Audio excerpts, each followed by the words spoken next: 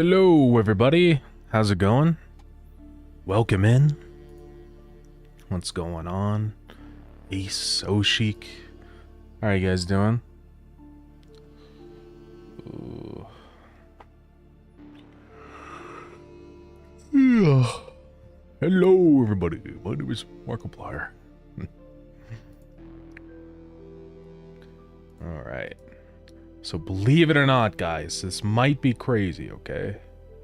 Just prepare yourself for what I'm about to say. We're going to be working on conveyors again. I know, it's crazy, isn't it? So, I know. It's pretty insane. So, yeah, I wouldn't have either. But we're really close. We just have to hook up the other buildings and I think we're good to go. And then I would like to test it at some point. I still do want to maybe improve performance of the movers, but I think conveyors more than any other thing. I think so. I think conveyors has seen the most rebuilding. But we're almost there. Thank you for the speed.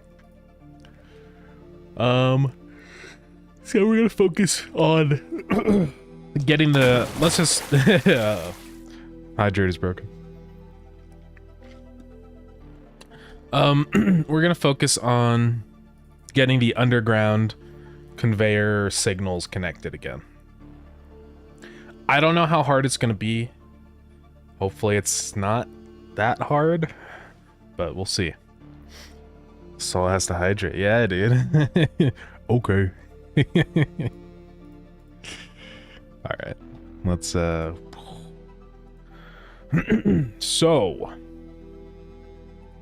the underground conveyors have this cache variable and that should be storing the conveyor belt, but it's not right now because it's not actually checking for the conveyor.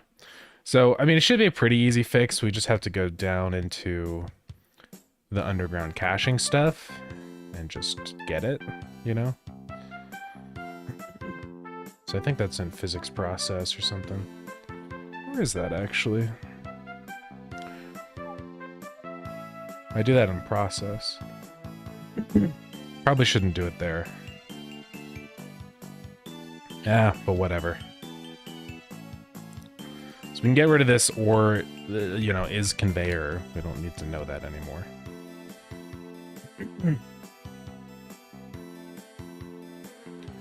So here's how we're gonna do it. Basically the exact same way we did it with the movers. We're gonna go first attempt to grab it at that position. And this is what we do here. We just say conveyor is that, if conveyor, do all the stuff. Right? Boom. So conveyor, distance multiplier, that should just be direction. Actually, that should be minus direction. Well, it depends on... We need it to be the direction of the ray.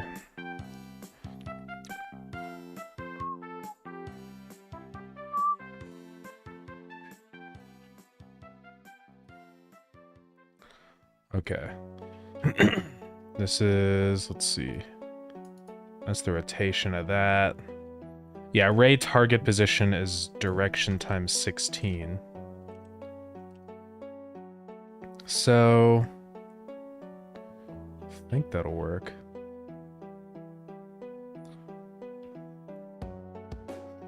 Right, I think all this conveyor is actually checking for is just...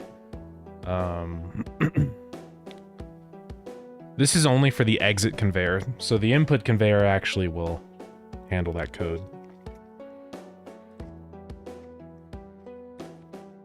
Okay. So, well, we might actually have to change underground conveyors just a little bit then. Also, Dev Ninja, welcome in. Yeah, Coke Zero Cherry. It's pretty good. 100% recycled bottle. Yeah, I do love me some Coke Cherry. Okay, well, let's just do this. We're gonna have two caches now. Cache in, cache out. forgot to buy your game. Oh, that's so good. Now it's going to complain about caches not existing. So we don't really have to worry about checking if instance is not valid. Because I'll just do that with signals.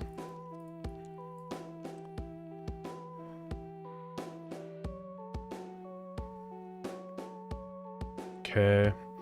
Because then what we'll do here is just say, yeah, tree exited, you know, whatever. We say function. Yeah, we need to just do this where we have start cache search, just like keep it in line with how the movers work and stuff. So let's just do that.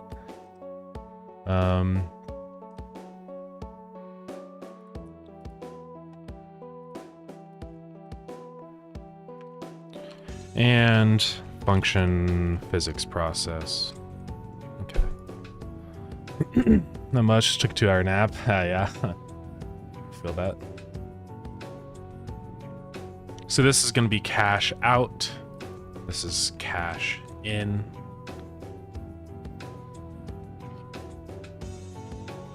We don't need this constant pull or push business. Then we're going to add another ray. So this is going to be... Right, because this is how it's going to work. We have ray out. Or is rename? Okay. Ray out. And ray in.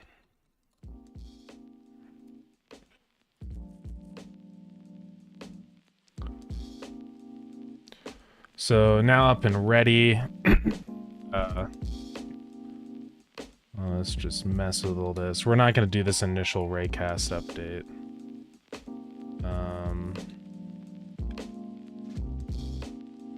So we have ray in, ray out. So ray in is going to be behind us. It's going to be minus direction. Ray out is that one. Okay. Now, all of this, we don't actually want to continually check for this caching stuff. So we're just going to hide that for a minute. Just say pass or whatever. And we'll only just, yeah, run this stuff. We're actually doing the caching, right? So now we paste all this back in.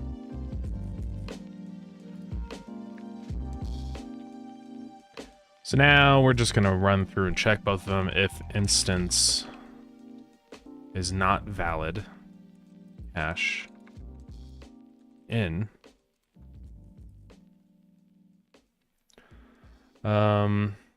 Where does it handle the underground cache?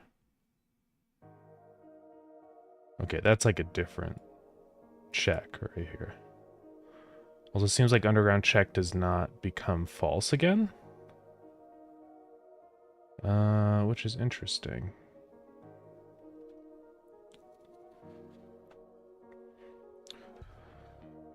You can make it where if I move the input after the lane is established that it does not break the exit. So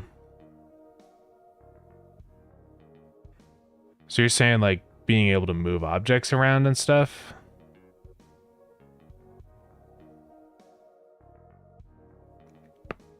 Is it breaking the exit right now? Because it shouldn't be, if that's what's happening.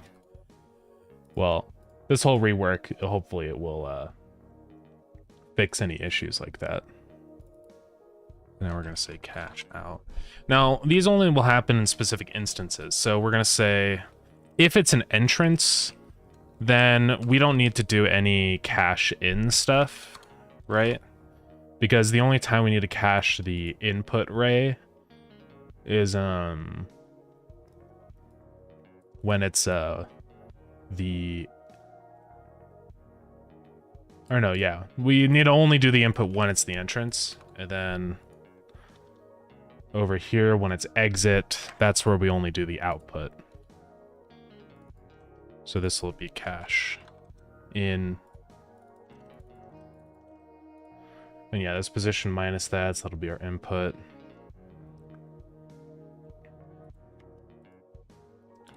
And say ray in.enabled is false.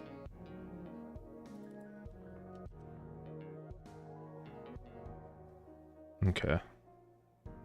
Maybe a fluke bug you came across yesterday. Yeah, that I don't think that should happen. So I'll actually take a look at that and make sure that's not breaking. It could have just been that you placed the underground conveyor too far away. You'd have to check that, because like if you place it one block too far away, it's gonna stop connecting to the other one. So it could have just been that, but we'll make sure that that's not a real bug. Okay, so this needs a lot more rework than I thought, but it's fine.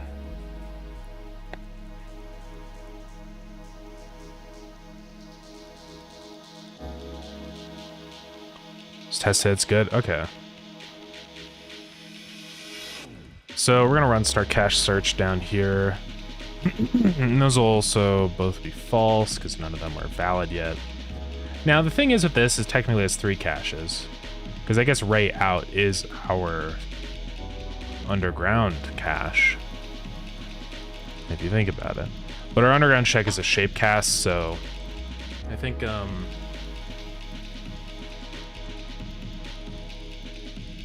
won't mess with that stuff too bad. I also have this target position variable. Okay,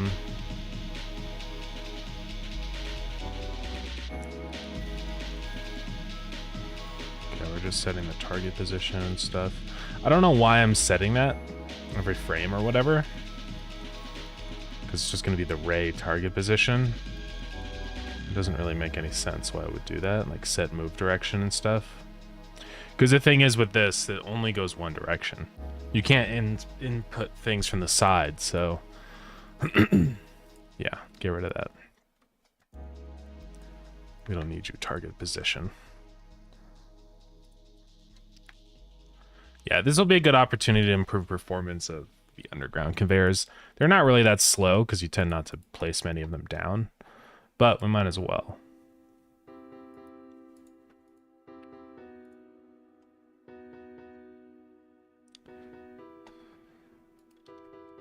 Okay, so now down here we're gonna say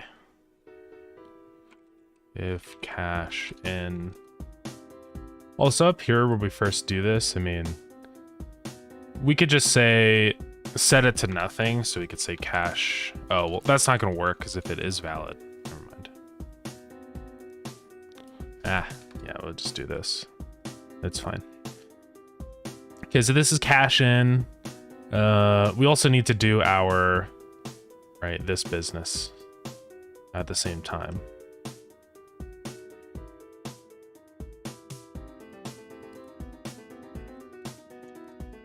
Like that. And that'll be kind of a separate event. Okay. Underground cache. So is that happening inside of, yeah, if entrance?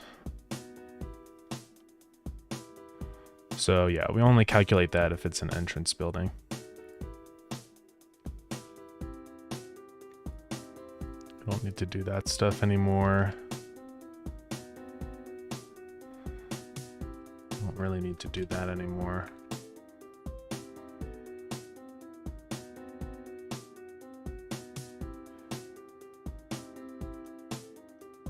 Okay. So yeah, ray out, ray in, and then we're also gonna run this up too, which is, it's not valid, underground cache. And technically, I guess the underground cache could just be, oh, but right, again, it's a different ray cast and stuff, so I'm just gonna keep it as a separate variable. It's just easier that way. So now if that's not valid, we're going to say underground check dot enabled is true. Set our physics process to true. So that'll kind of initiate the search for all that stuff. So now on ready, we're saying start cache search. Yeah, that's good. And we'll actually run that after we configure our physics rays like that. I guess we don't need that anymore. Oh yeah, because the way we do it is different. Okay. Delete an item. I don't know why that's not calling update, but whatever. So this is all the caching stuff, and this is the only part where we actually do like the stuff, you know. So we are gonna have to have a new check, but really that's just a signal. We just say, hey, if you're able to do it, then do it. So what we use for that, it's gonna be a grab check signal. So if we're an entrance and we've cached our input conveyor, then we're gonna say cache in dot grab check dot connect. I think we had a function for this in here. Yeah, try pull.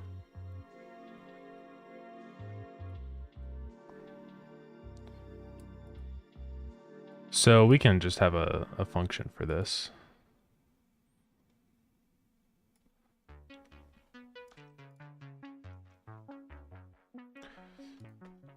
So connect that to try pull.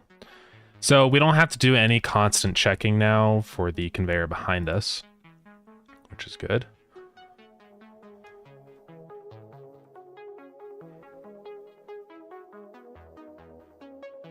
So yeah, we don't have to do it this way anymore. This is kind of stupid. Because we know that the input of whatever this is will either be a mover or, yeah.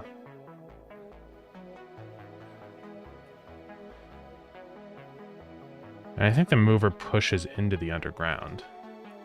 So if it's a conveyor, we do have to try and pull it. So we just say all that stuff, then remove the item there. That's easy. But if it's a mover, I think the mover will automatically push it in because it's going to be checking for undergrounds. Yeah, right here. So that'll handle that itself. We don't have to worry about this connecting to movers. So actually then we only really need this to run. We don't check if this is a mover then, because we're never going to be pulling anything from a mover. So yeah. And it can be another conveyor tunnel.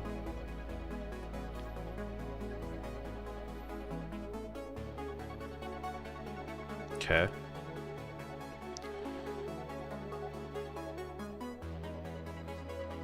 So that's really all we need to do in there then. Let's just get rid of all this other garbage.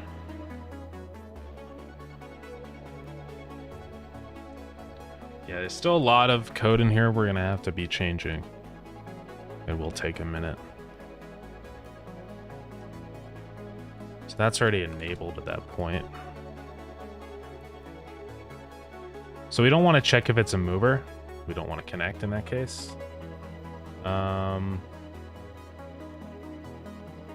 only want to check, yeah, if it's a conveyor tunnel,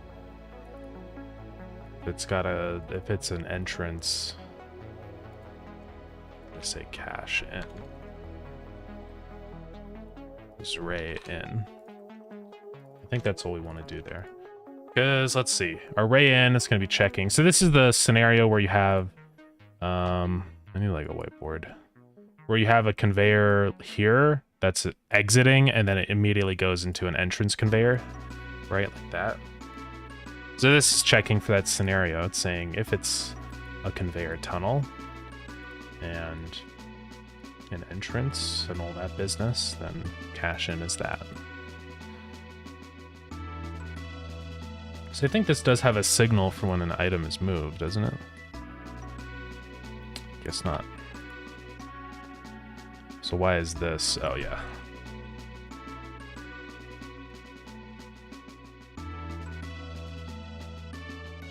Okay.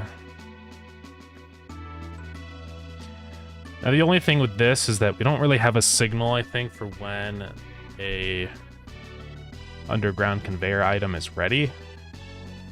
Which we kind of should do here, I think.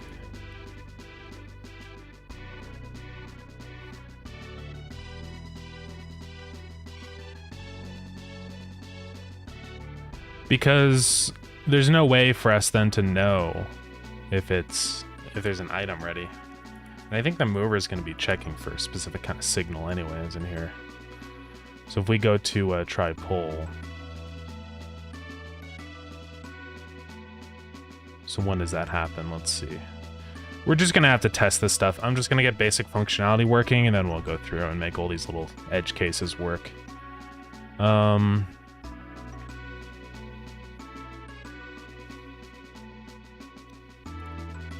Okay, then down here is where we actually handle the final, like, if entrance. Okay. Yeah, so for these to work, we're going to have a couple different conditions down here.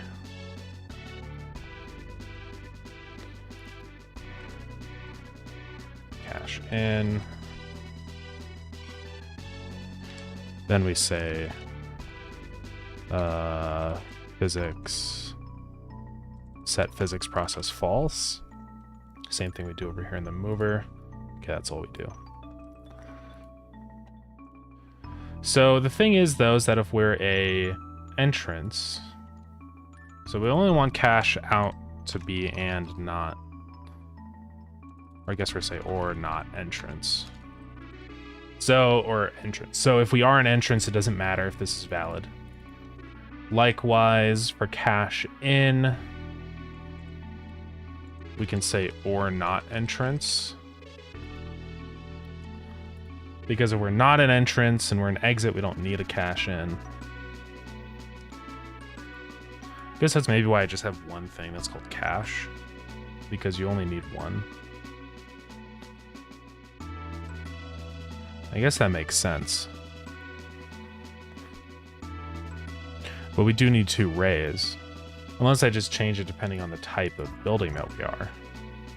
The direction, you know. Honestly, it would make the code a little bit easier to handle, because we would know that there always has to be a cache. I know we just did this whole thing with 2 caches, but this will make more sense. And then we just have 1 ray again. It's fine.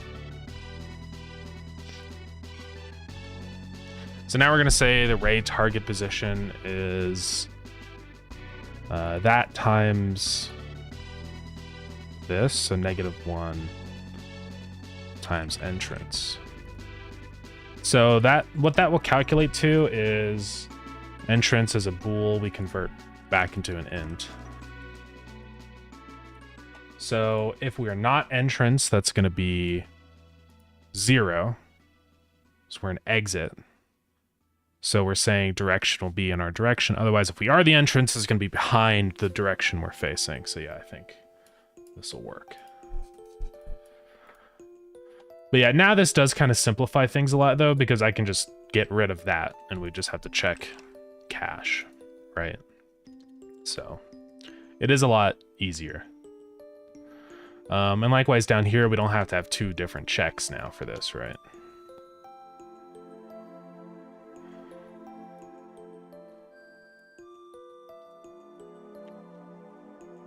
And then this is our underground cache.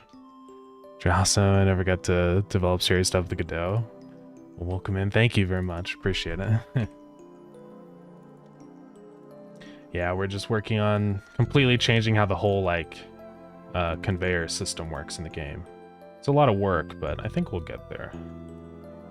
See, now we don't have to check all this stuff. We just say if cache, because there always has to be at least 1.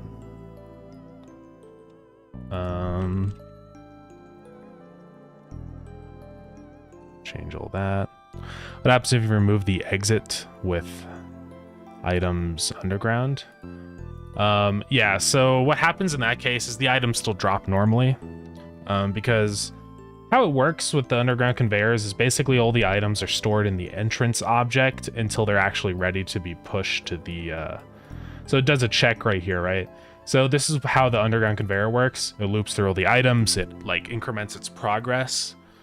And then as soon as an item is ready, it's going to be checking constantly for the underground cache here and say, hey, can I put an item in, right? Is it empty, and is our current progress item good?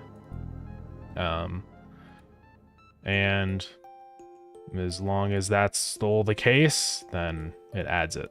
So yeah. Also, I don't know why this, or I say dot cached, I get node or null. Seems odd. I guess it's just making sure that the exit underground has something it can go into. But that doesn't make any sense. I should probably get rid of that code.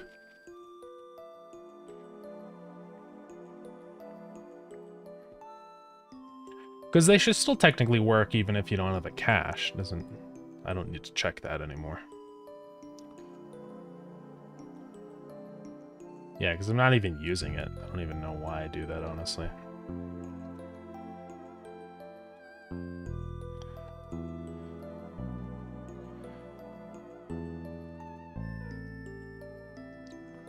Okay.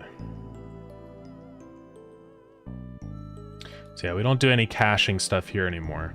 So actually, we've really simplified our code for just our process event, because now all we're doing is just our item stuff and then calculating the progress of our entrance items.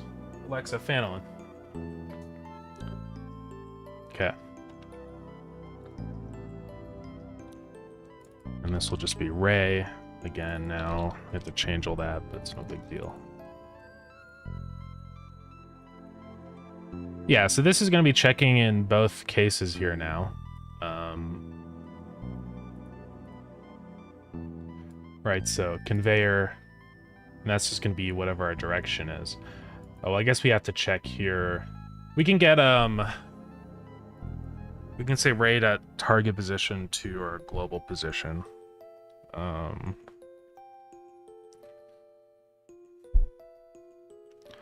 So we can say global position minus raid at target position. Or plus it. Yeah. Ray on line 149. Yes.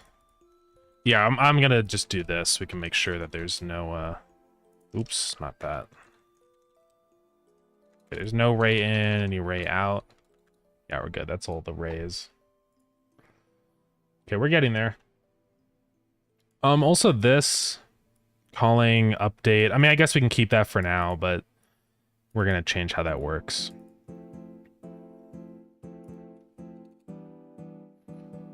Okay, I think we're pretty close here. So let's just run through all the code that this is running to make sure that it's gonna work.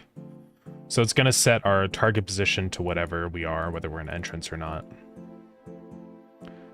Blah, blah, blah. If we're in entrance, we do all that stuff, otherwise that stuff. Excuse me. Okay, adding an item. That stuff's the usual, and that's fine. That's all good. So here's the nice thing about the caching, or how it works with this setup, is like we just start the caching immediately from the beginning, and once it works, it's done. We don't have to continually check in our process. Thank you, gamers. Thank you for the blessing. Because now what we're going to be checking here is whenever our cache gets deleted, right? We're going to say bind it to start cache search again. So basically it's just saying, hey, our thing is gone, so we need to search for a new thing. But yeah. And we'll figure out whether that needs to be false or true or what's up with that. We'll just disable that for now.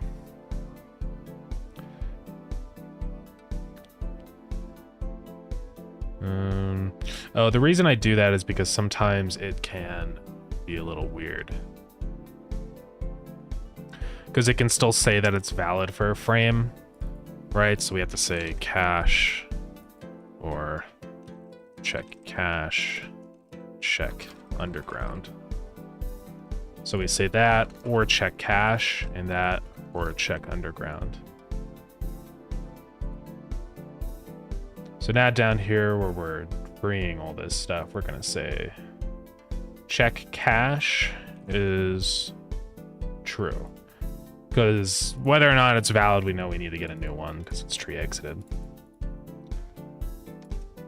And then down here, this will be, yeah, the cache again. But then down here, where we're finding our underground cache, right?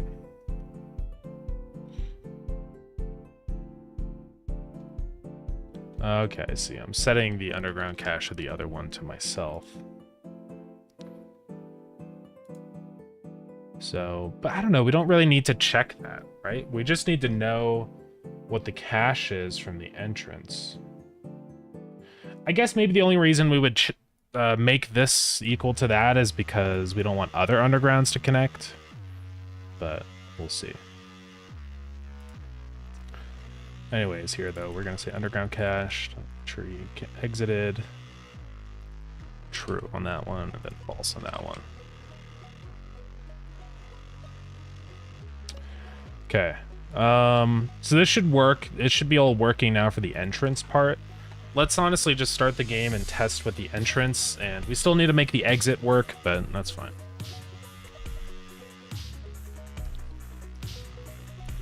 Going to be unique parts for the entrance and exit? No, so the entrance and exit are both the same like object. This is the entrance and exit at the same time.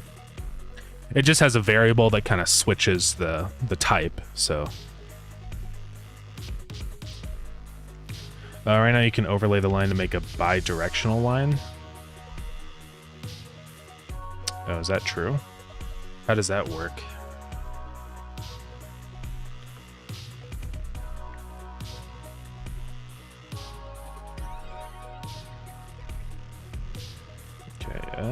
Let's do...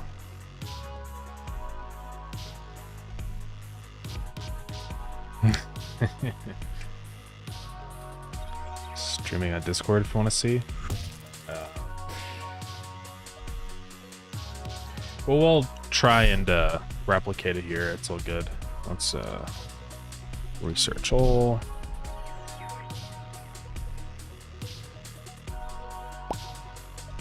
So let's just make sure. I mean, it's probably we'll probably see it happen if it still exists. The thing is like changing all this code like this, it tends to issues that once existed don't now.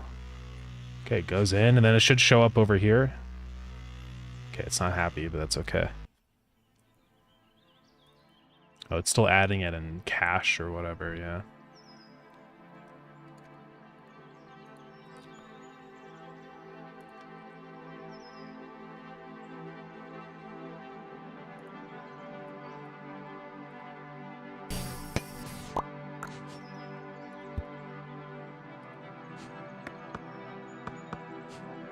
Items go in, they process, they should start to come out here.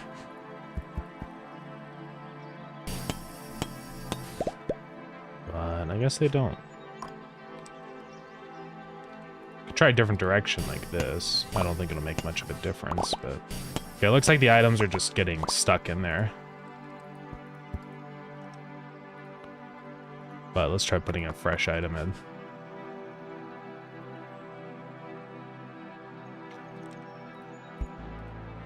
So it doesn't seem to be going to the output one. Let's just print some stuff out in here and make sure that it is actually getting underground cache. Because maybe it also has to do with the direction that underground cache is in, right here, or underground check. Yeah, because that's in direction times 128. It should be okay. We say A is 0. And then B is equal to direction times 128. So if direction is down, that's going to be Y minus 128. So it should work.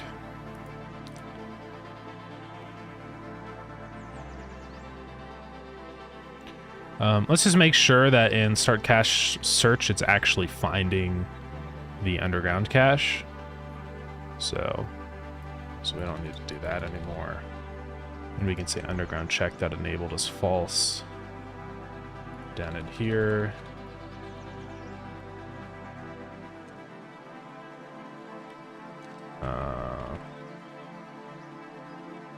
Also, why am I emitting deleted? Doesn't seem to make any sense. I think I'll get rid of that. Yeah. Process doesn't have an if exit. I think process is doing everything it needs to right here. That's just mine. That's all good. Okay. Because yeah, what it should be doing is just adding it into that thing there. But so enabled is false there. Let's make sure Ray gets enabled back to false there.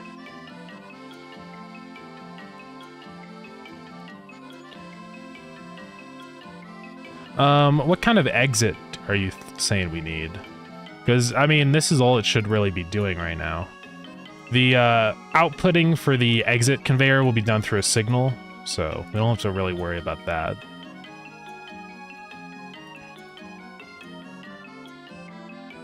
I don't know.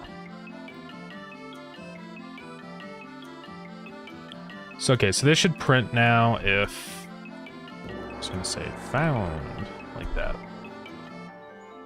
Philius X, thank you for the follow, appreciate it.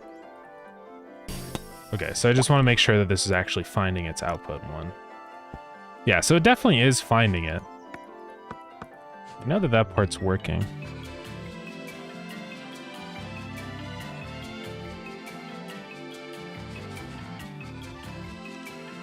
Maybe it is working, but it's just, well here, if it is, it should drop the item. I don't think it did, though. Yeah, there's still items in there. So I wonder why it doesn't get transferred. Let's look at our code for moving the items over. Because I know that it's finding it here, so I'm just going to say, make sure that code's running.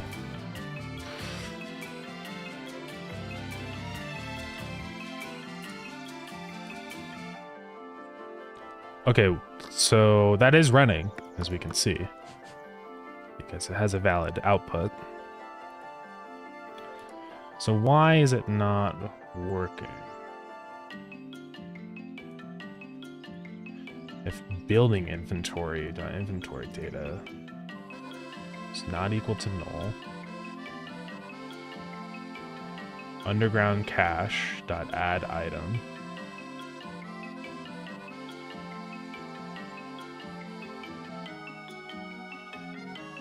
building inventory data 0 dir if result delete item. So it should be working. Let's make sure that this is running then. I'm just gonna print item.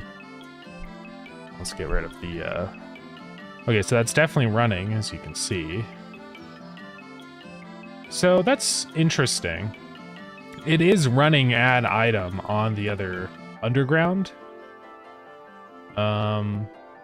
But it just doesn't seem to be working, I guess.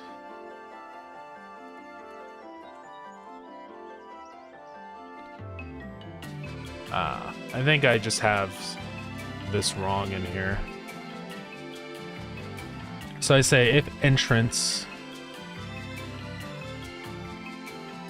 that's not true anymore. I don't need to check that.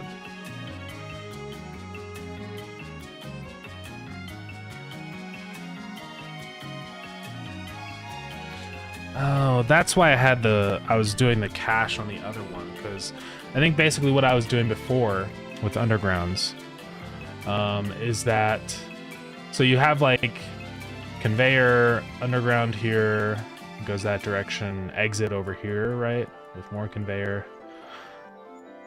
So I basically was just treating this like this is just a dummy object. This kind of handles all the logic of actually checking if I can output to this object. So, I mean, I don't necessarily need to do it that way. Seems like it might just be more complicated than it needs to be, but I mean, I don't know. I guess we could make it work that way. We can just check as long as underground cache has a cache. I mean, that makes a lot more sense why we were doing it that way now.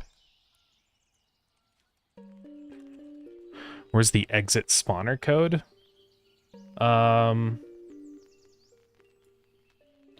What do you mean, like when the object gets deleted from the scene or whatever?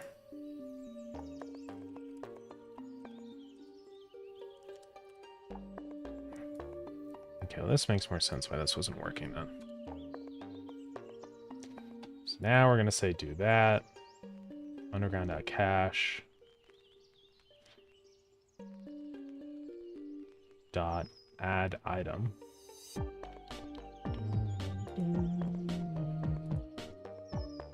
So let's try that. I think this should work now.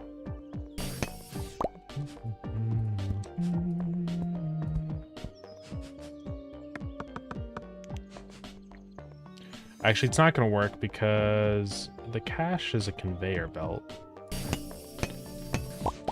So we have to fix that. Okay, the entrance has the add item to the cache and delete item from the world, but I don't see anything saying to re-add it. Well, that's because it's calling add item on the other object. So like, basically how it works is we have item gets added to the underground conveyor here, right? It's gonna move that item through and progress it. Then what's gonna happen is over here, this object is gonna be checking the cached object of the exit. And it's gonna be checking if it can output an item, right? So if it can output, it'll go ahead and add an item to this and then delete the item from itself. If that makes any sense. So it should be working. Yeah, this isn't gonna work add item to the cache because the cache in this case is a conveyor. So I can't really do that. But I can just check here if underground cache dot cache is conveyor data. Then we attempt to add that item. We say global.conveyors.add item. It's going to be to position.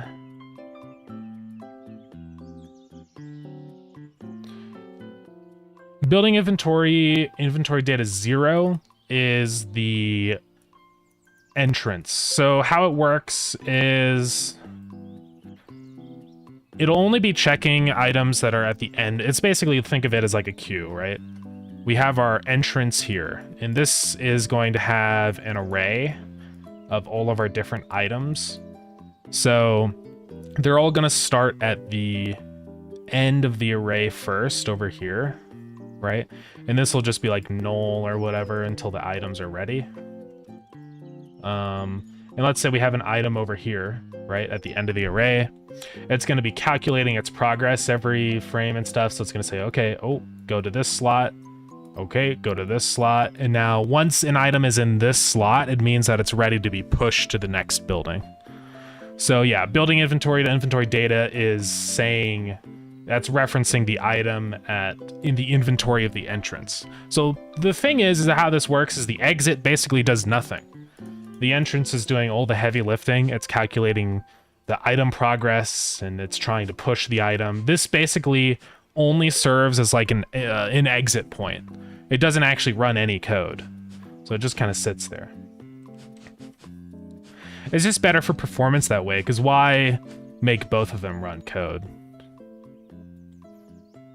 Then what from the entrance references the exit. So that's where down in our caching, we're checking for that building right here with this underground check. So this is going to be checking for all of the buildings that can be another underground conveyor right here. And as long as the direction is the same and it doesn't already have a cache and the entrance is good and all that, then it's going to set the cache to itself and do all the stuff here. So that's how it gets the reference to the exit. Kind of the same way it does the reference to the cache right here. And that's both input and output.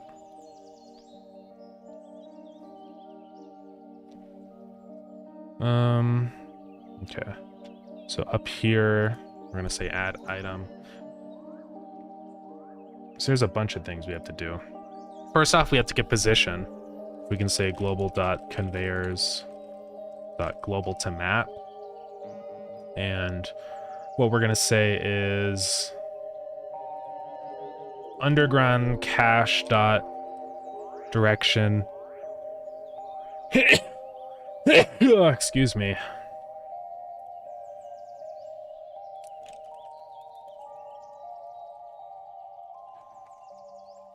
Plus underground cache dot dir times 16.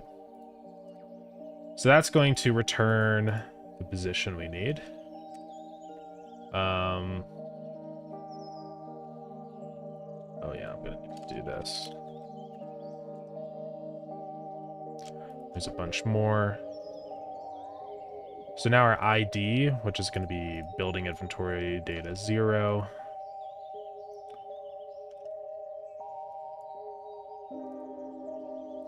And we actually need to check what the ID of that is. So var item ID is that, and if that is not equal to null, oh, we're already checking up there, so we know that it's not. So we'll say building item inventory data ID.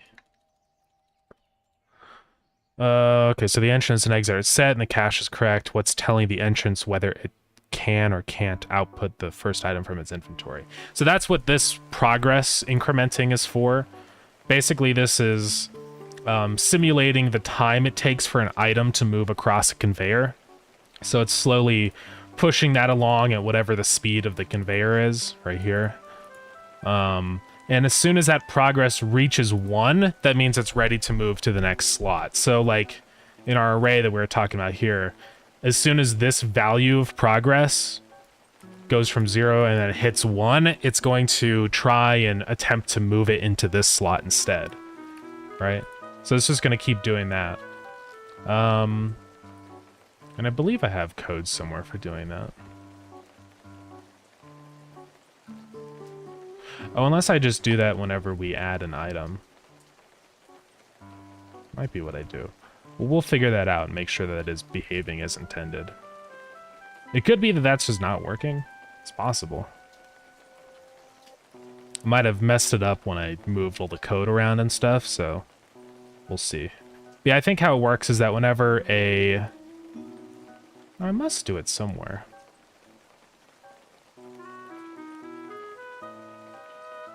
Okay, right here. So on delete item, this is what does the position swapping. So it says if progress at I is equal to whatever, then it just says swap the positions of the items. And yeah, that's what does it.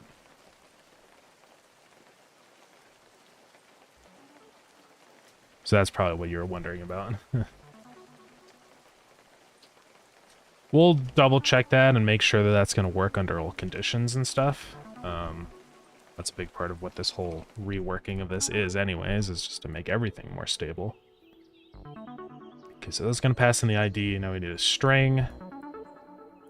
Way over here. This is going to be the insert direction, so dir. And then lastly, finally, that's it.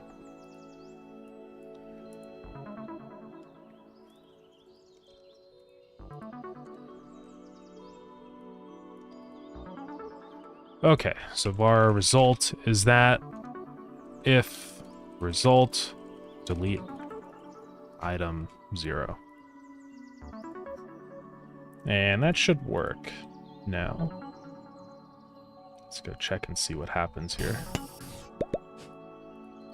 And this might not be properly getting its cache from the output, so we'll figure that out if that's the case.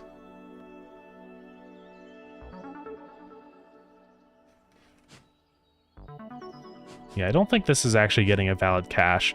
Also, just to make sure that our array and stuff is working properly, it's really easy. What I'm going to do here is just say print building inventory dot inventory data. And this will display whatever is inside of our entrance conveyor. So we can see items are being pushed up to slot 0, so it looks like that's working completely fine. Yeah, but now we need to figure out why it's not. I presume that it just doesn't have the cache, so we probably need to change how it gets the cache. Or actually, we don't even have code to check for the output cache, do we? I think that's our issue. So down in here... No, we are just doing both now.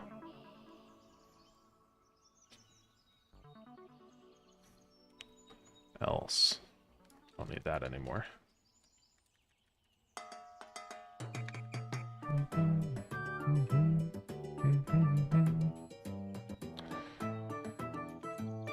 So, yeah, it should be doing this in here. I really should be doing this.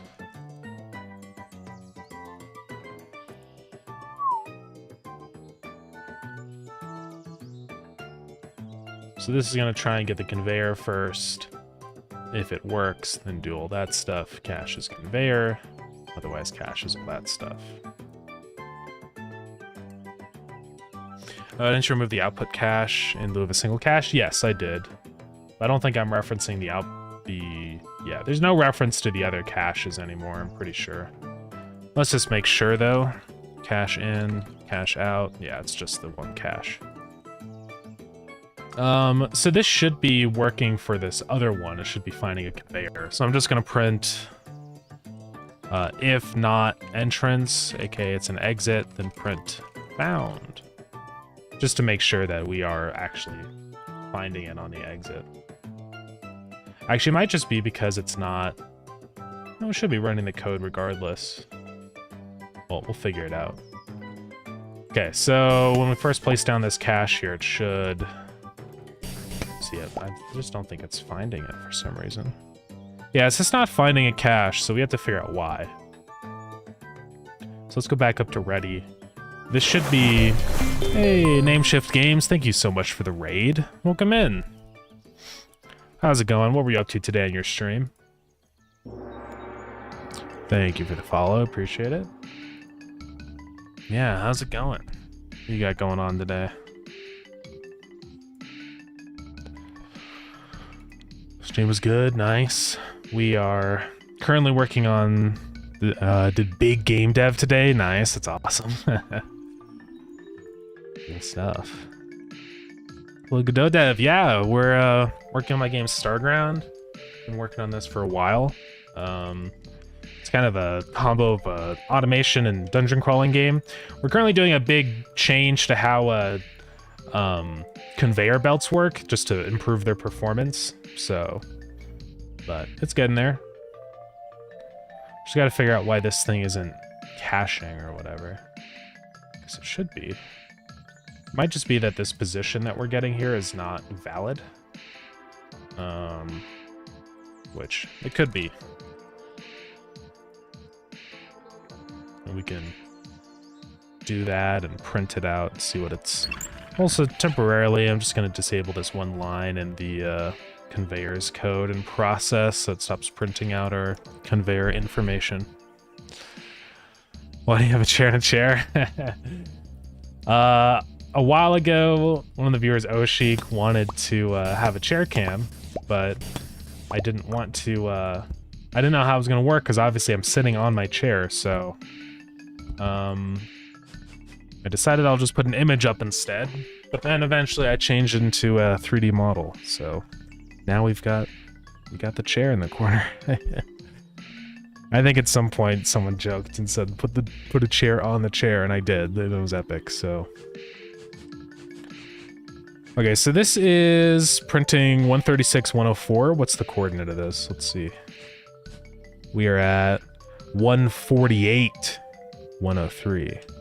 So clearly this is not getting the right position. I think it's because array target position. It might be that our array is not outputting to the correct direction.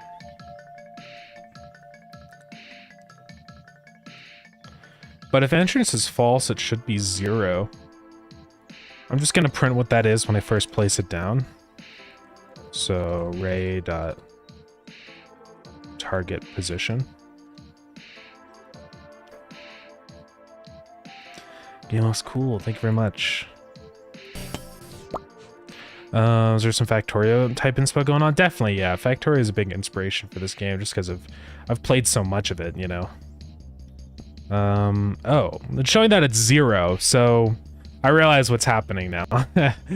This doesn't work. So let's just honestly do it this way. This is gonna make more sense.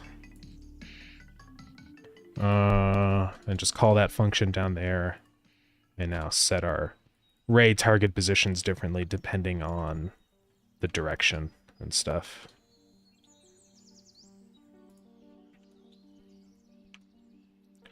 And don't even bother setting the underground check if we are the exit.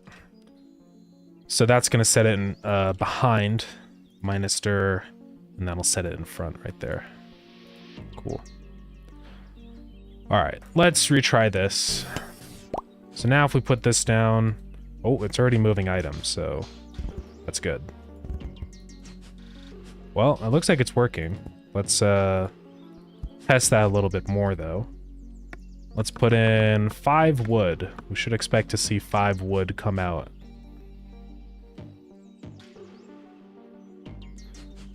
That looks like 5 wood to me. Well, I think it's working then. So that's good. And it should work with all these other conveyors right off the bat. There's really no functional difference between these, just other than the speed. So let's just... Oh, I do have cheats on? Oh, I just did the wrong. Whoops, I added a slash. Give microprocessor 99. So let's try doing a V3 conveyor. Yo, thank you for the hydrate.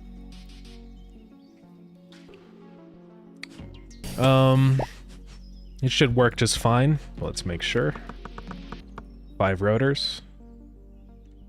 They should move pretty quick through here, yeah. Cool. So it works with conveyors, at least. The thing is we're gonna have to check this, though, with other kinds of buildings to make sure that it's gonna work. So, for example, underground into underground. Does that work? Looks like it does. So that's cool. Let's also check some other scenarios. What about underground directly into mover?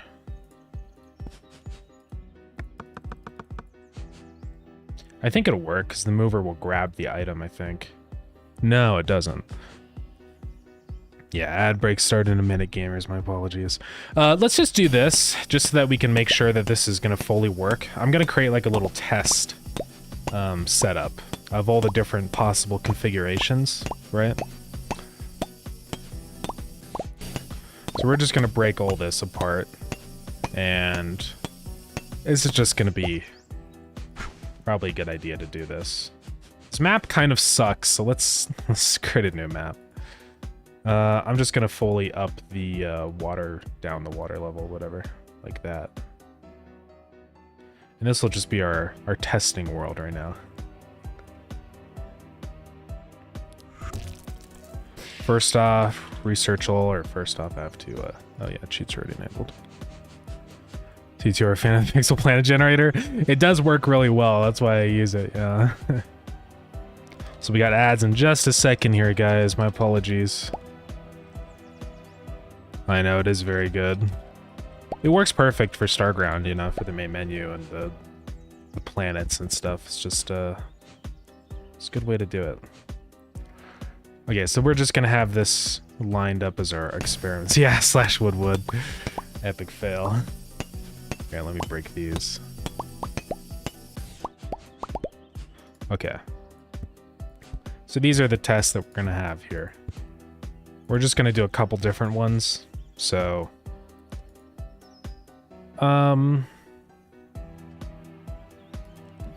first off, here, give stone, brick, 99. We're going to have just straight up, right, conveyor, test, easy. Boom, boom. Put down our chests.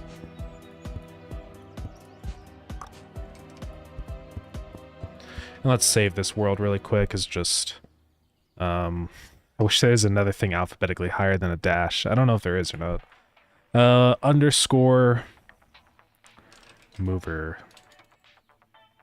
belt testing. We'll just call it that. So where does that show up in our list?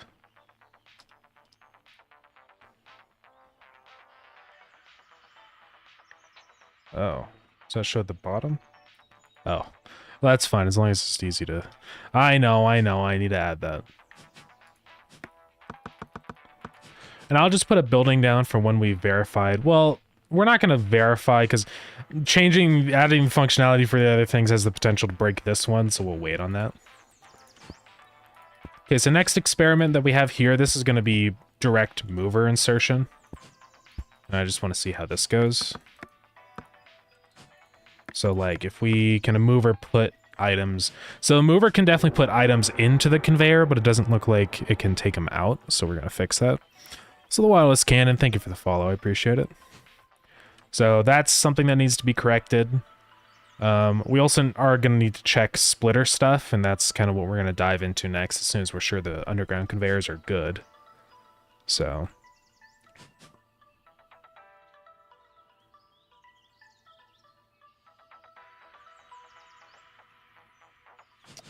Yeah, we also need to figure out, because apparently there's a way you can do, you can have, like, conveyors inside of conveyors or something weird. Oh, is that what's happening here? Let's see.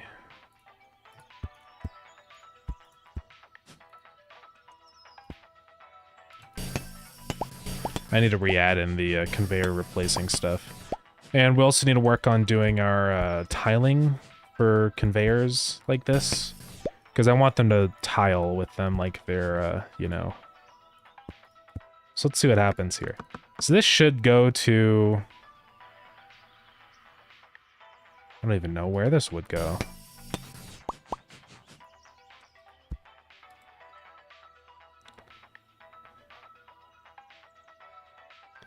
So that goes to the inner one. I think I see the issue here. Yeah.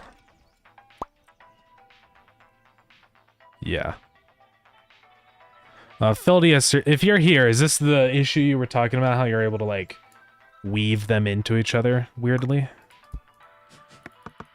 Also, ads are over, everybody. Sorry about that.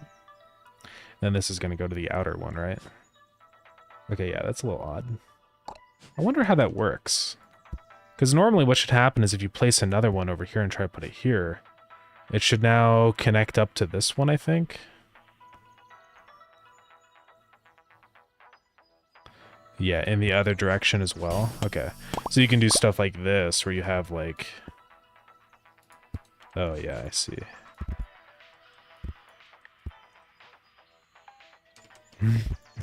Yeah, it's a little quirky, isn't it? It's technically not game-breaking. But we can look into trying to fix that. I think that just has to do with, like, placement stuff, yeah.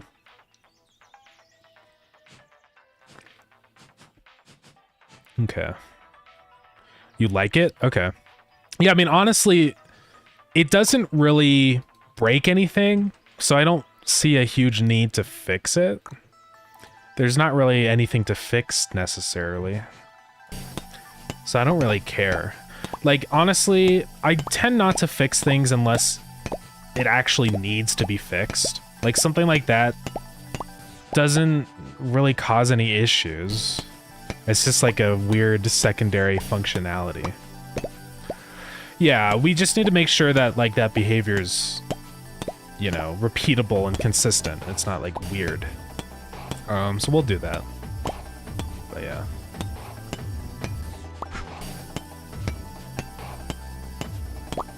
Yeah, that's interesting. I didn't know that happened. I guess I just never tested it. So. Okay, well, let's get this mover connection stuff. So the mover should... I wonder how the mover is connecting right now to the underground conveyor. Let's go take a look at the code in there. So it is going to be finding this in cache right here. It's going to say if it's a buildable object, if it's not a conveyor tunnel. Okay, interesting. So that's just saying only continually grab if it's, yeah.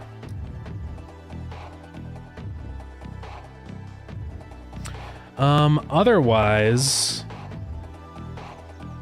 I think we're gonna want, because it doesn't do constant pull for those. We could just temporarily enable constant pulls just out of curiosity to see what happens. And I think that will actually fix it, where it'll start moving items again. Oh, but that's the thing, is because the items are actually stored in here. So, yeah, honestly, I think we just handle that stuff from the underground conveyor itself. So back in the mover, make sure that's true again. Save it. And then back in our conveyor tunnel for outputting. Down here we're caching, and it should be caching that building. Okay, right now it's only set to, or no, that's the underground. Yeah, if it's a, okay, yeah, so it's only set to cache if it's another conveyor tunnel, but we can say it if our array.collider. Also, I'm just gonna do this instead of all this jazz I have now, which is var Ray building. Instead of saying .get collider a billion times.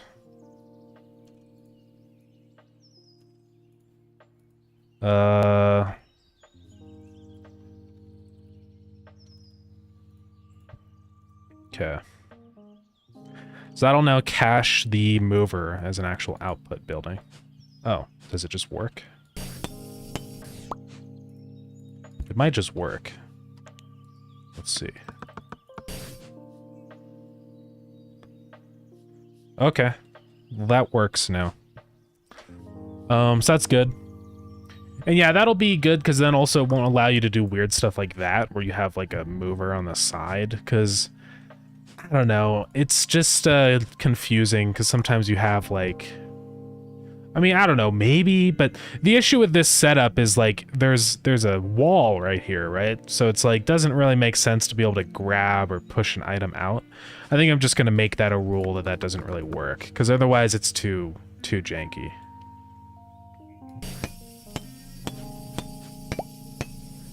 So yeah. The way it is, technically you can stack 5 conveyors over a single tile. 4 underground, 1 in each direction, 1 above ground. Interesting. So you're saying like this, where you do like... Oops. Oh, you have to do it like weird.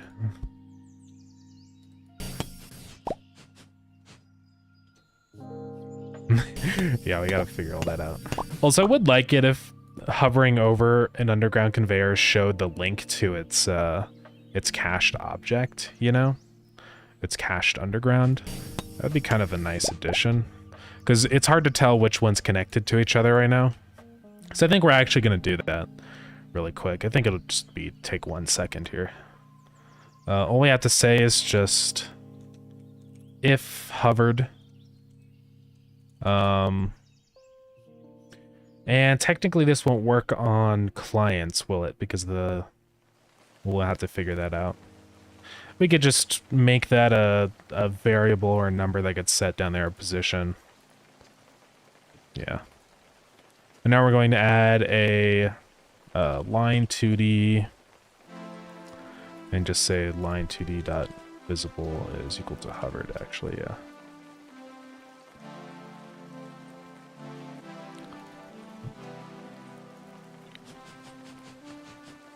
And we're gonna have to rebuild all these undergrounds for this to work. Then we're gonna set the line 2D positions, so we go down in here in our caching.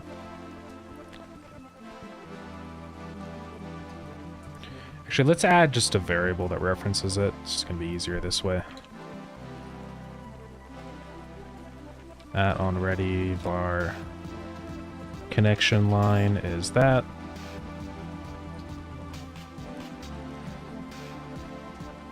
Did you ever fix that visual bug where if you place the entrance and right click the line it would still be there? Yeah, I fixed that.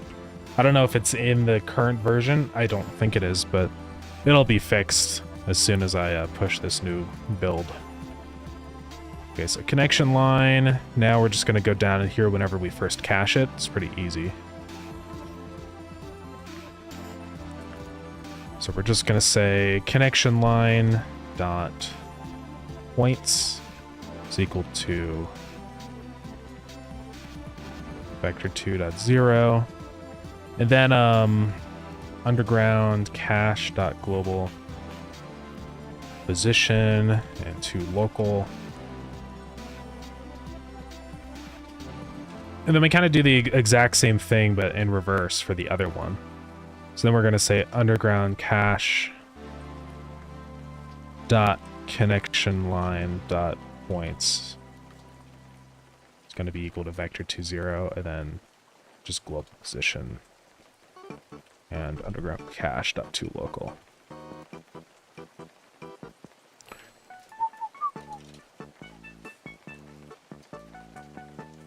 So that should work.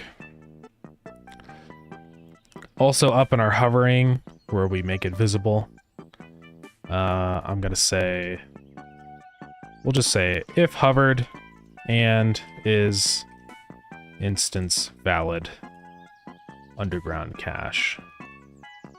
Then we say visible is true, else visible is false. Okay, so let's test this out really quick, see if it works. Okay, it's not happy. I'm probably gonna have to restart the game, it's no big deal.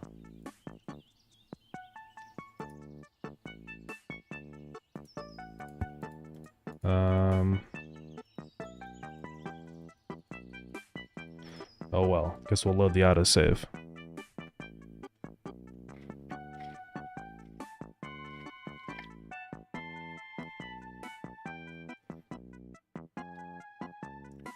I also kind of want to change how visually how the line looks that connects the two, because it can be a little confusing, I guess, direction-wise, knowing which way it's going.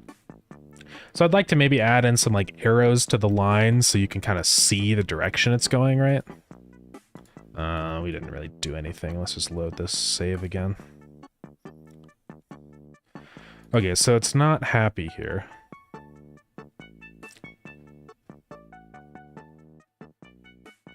Oh, I guess I have to do this first. That would be why.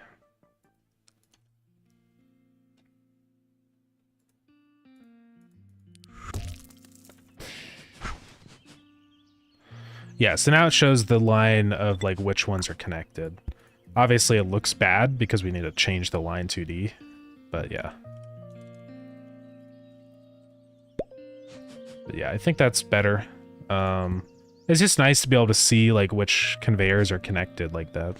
So there's a little bit of funny, weird depth ordering stuff. I think I just need to set this ordering to 1 so that it stays on top of both conveyors. Yeah. And I think that'll also work for this and stuff. Is it drawing 2? It does technically have 2 lines depending on which one you're hovering over. I mean, I could make it so it does like a draw function and only draws given the one that you're hovering over, but it's honestly a lot of work for no difference. So I'm just gonna make it use 2.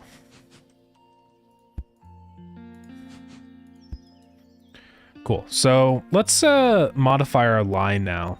I want to kind of change how it visually looks. Let's go to underground. That push to production, no more testing needed. Soon. I mean, really, we're getting really close to being able to push this as an experimental build. The only thing we need to get working next is the splitter. And I think it's going to mostly work already since the splitter kind of handles its own... The way the splitter works is since it has to choose like where to grab from and also where to output, it kind of does all of its own... It does all the pushing and moving. So it'll probably almost just work right off the bat with this stuff. But we'll see.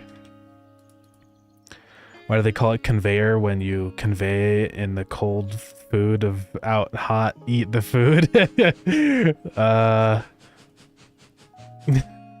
I think I just had like at least 2 strokes. I don't know. It's a good question though. Gets you thinking, you know? Okay. So how do we want this new line 2D to look? I want it to look directional, right? Because I'm tired of it being just a line. I want it to be able to look at it and see or know the way that it's going. And I think the way that we're going to do it is this. We can do tile and then we can add a texture. And so that's probably going to be what we want. So I think we just draw our thing now. We might have to create multiple different textures for this, which is fine. We're just gonna have to create 8x8s.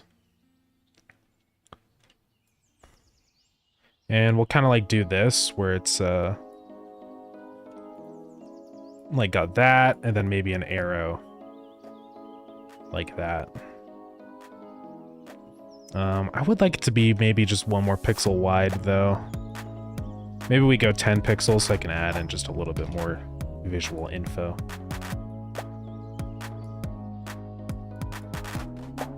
Because I want the arrow to be more obvious. Yeah, like that.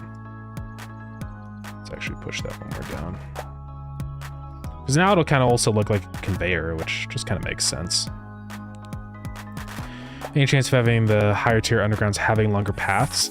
Yeah, it would be really easy to implement. I just haven't yet, because they're already pretty long to start with, so... But I could change it so the length increases with the higher tiers. I think the only thing I would have to do to change that really is just change this right here. I would have to also change some code in the actual placing of the building, since I think it's a static distance check right now. Unless it's not. But we'll figure all that out. I can put it down though on the list. Ability to have a longer underground conveyors. Okay, so this will be Pames Nons having a straw call of Bondulance.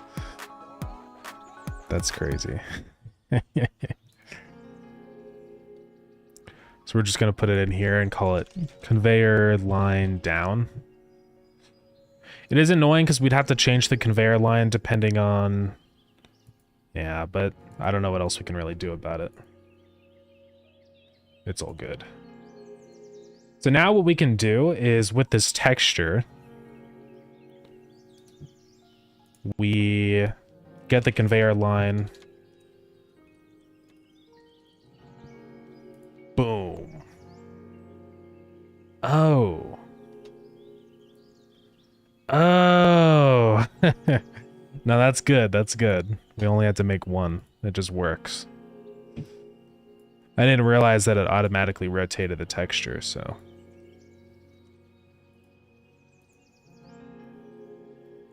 Boom. Now we also have to change, I think, the mode on the... I think I have to... conveyor line... I have to, like, re-import this. To be... No? I wonder what we need to do then to make this work. Because obviously it's pretty broken right now. I have it on tile. Stretch doesn't work. But it only does one tile, so... I'm not sure why it's wrong.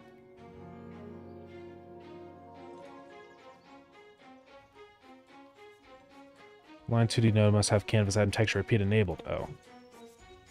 We just need to go down to, I think, texture and say repeat enabled. Whoa. Take a look at that, guys. So now it actually shows the direction it's going in, which is nice. I do like that. And I guess if it's going in that direction, I might just make it do -1 on the depth ordering like that. So it'll still stay above the conveyors, but it won't, like, go above the undergrounds. Although, then you wouldn't be able to see it if it's facing the other way, so that doesn't make any sense. Just keep it at 1. It'd be pretty great if the conveyor line overlap the output line. I know, that would be nice. I wonder if there's a way I could make it work like that. I think if I just increase the size to 16, then I know that it's going to be centered. So let's try that.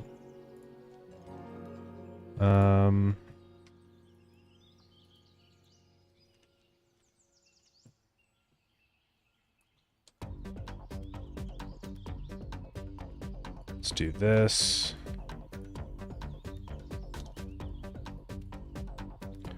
Up. Okay. And I think like somewhere around there. But we can keep messing around until we figure it out. Okay, it got smaller. That's because the width changed. What is the width of this now? 16. Oh.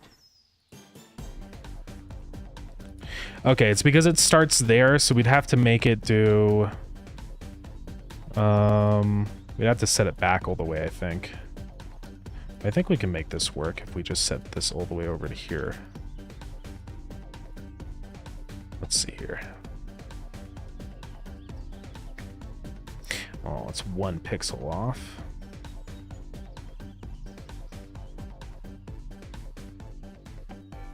Well, that's annoying.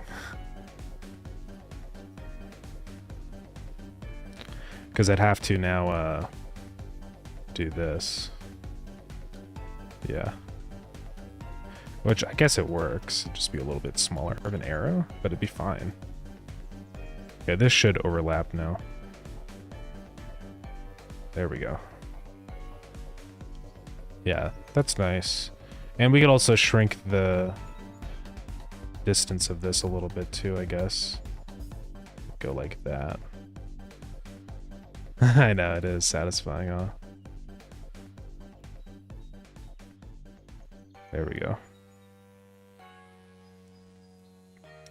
Okay, so that works. The only thing though is that if we're doing a conveyor line coming from the exit, we need to flip this sprite. So we will have to create 2 variations of this with one flip the other direction. It's not really a big deal. We just have to mirror horizontally and say conveyor line. I'll call this underground conveyor line from exit. Did I just change a file in here or something by accident?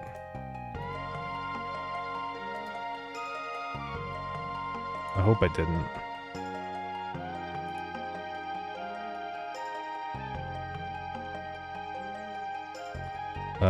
Exit. So that'll extend from the exit, and then we'll have one that extends from the entrance.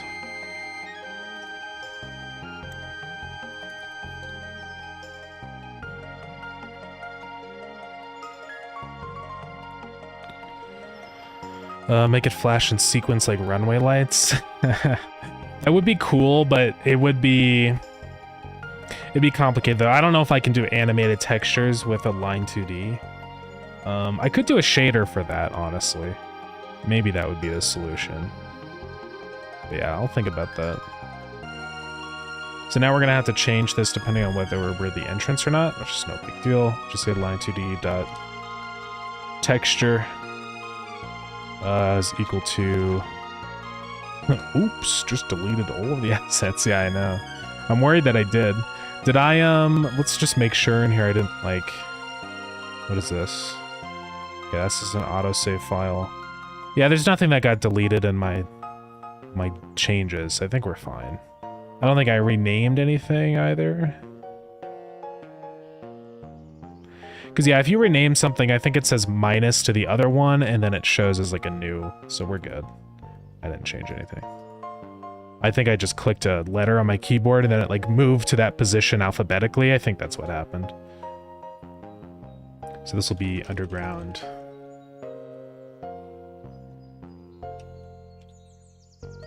Conveyor line? Where is it? It's right here. So if it's an entrance, it's gonna be the entrance one. Otherwise, it's gonna be the exit one. Then you'll have to have a loading screen right at the beginning for compiling shaders like all the newer games. Well, I already have a lot of shaders in Starground. The shader compilation doesn't really take too long for the beginning.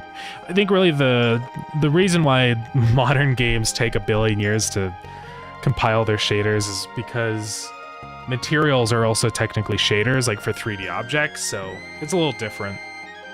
Both 2D shaders, they compile super fast. I mean, it's not really a huge deal. And flip the entrance and exit, did you? Oh. I just forgot to make this one good. Let's fix that. Okay, there we go. Okay, hopefully this all works now. Should change that, depending on what that is. Let's also make this kind of semi-transparent. Just a 150 or whatever. And I think we're good to go.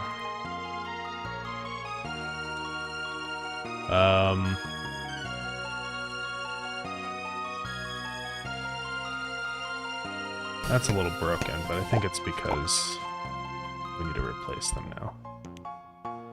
Oh, now it's just invisible? I probably have to restart the game again. No big deal.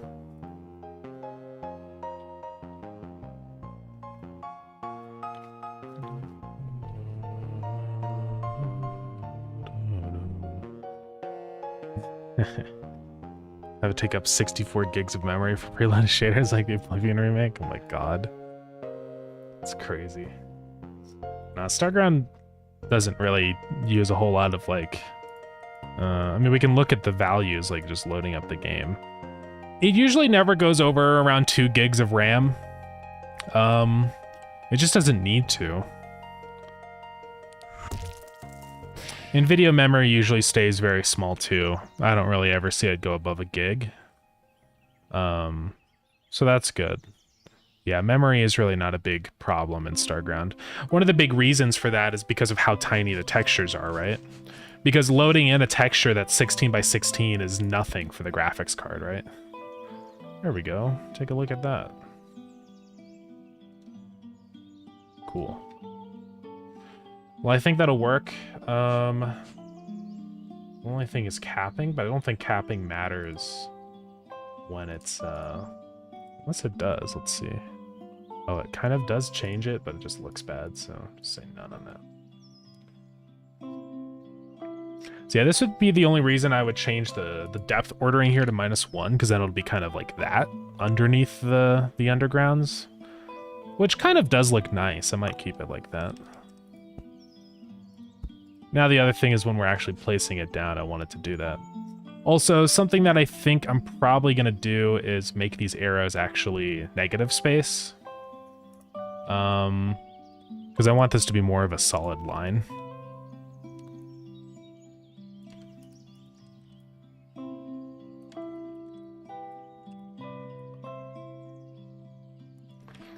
So like that.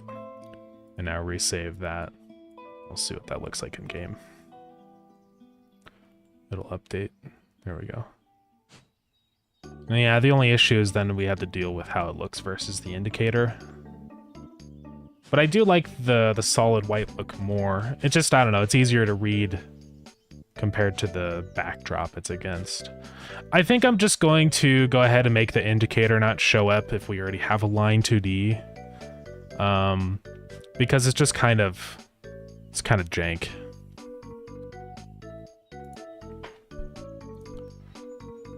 So we're just gonna go down here and process. And we're just gonna say if hovered, and we have all that, connection line is visible. And we're also gonna say if...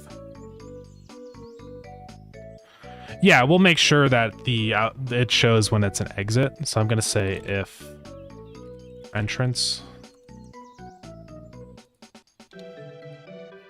not visible is false. Oops, false. And just say that's true for now. So that should kind of fix that issue though. Yeah, so now it doesn't show up there, but it does over there still. Yeah, I think it's just better that way. But see, if you're still placing it and you haven't created the, like the connection yet, it will still show it like this, right? Until you actually place it down to form the connection. So yeah. And it should work the other way around too. Yeah, we're good. Okay, so that works. Let's pixel this up then, make sure the depth ordering is set for all of them. Good. And let's go change the texture for the other one too. Now that we can actually do this, I'm gonna make this arrow larger, right? Like that. Might even do that.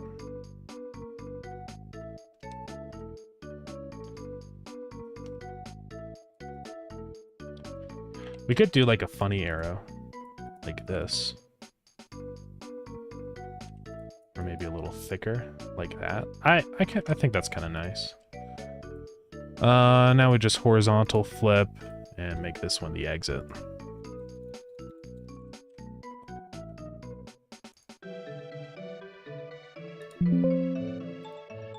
do that.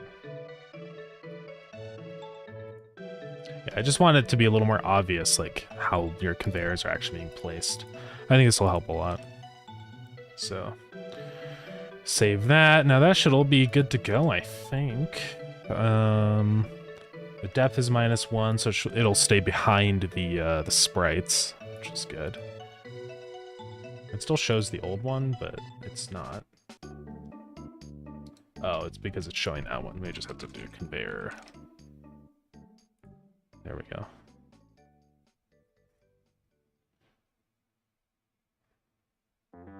Yeah. Z index is the depth. I always just say depth. I know it is Z index, but I don't know. That's what it is. It's the drawing order. It's the depth. All right, this should all work now, I think. The other thing that we're gonna have to change it on is when you're actually placing down the building, which I think we do in build preview, if I'm not mistaken, which would actually be inside of the player.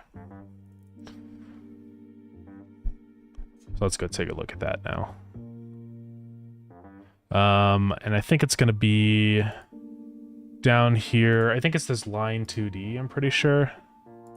Let's just see if that's... Yeah.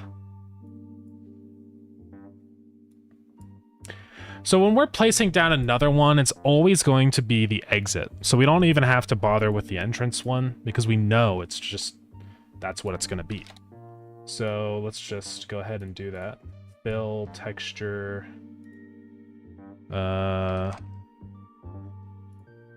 exit...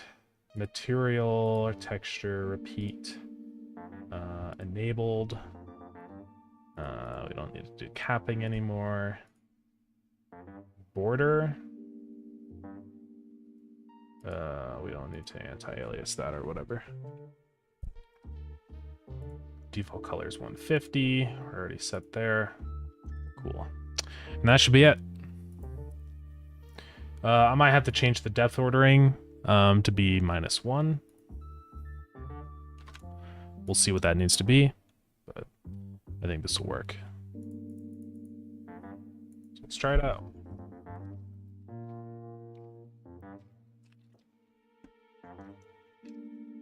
Yeah, then works with the undergrounds are good. Now we just got to get splitters kind of working, but I think splitters are actually going to be way easier to do than the undergrounds are. Just because of what I mentioned before, the like how they kind of handle all their own code, their own movement stuff. So let's see. Movers have been modified quite a bit just to work with the new conveyors and stuff, and they've also just been optimized in general, but they still functionally work the same way. So cool. So now it shows the direction they go in. And if you have one that's right next to it, it doesn't really show the direction because you can't see it, but I think it's okay.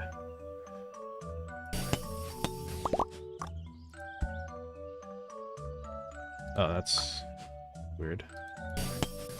I might have broken this in here. I did set the texture, right? Oh, I didn't set it to tile though. That's probably what's happening. There we go. Yeah, now it works. Cool. Well, everything's working. It'll show the connection line better now. Awesome.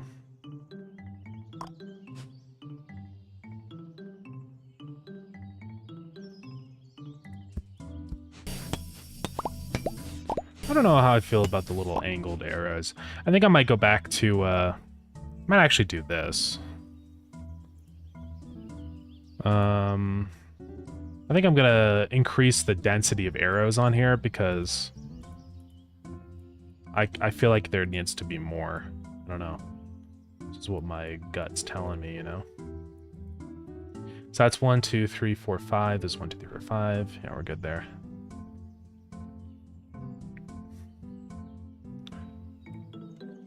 Save that. Image, flip. Oh, this should actually be exit.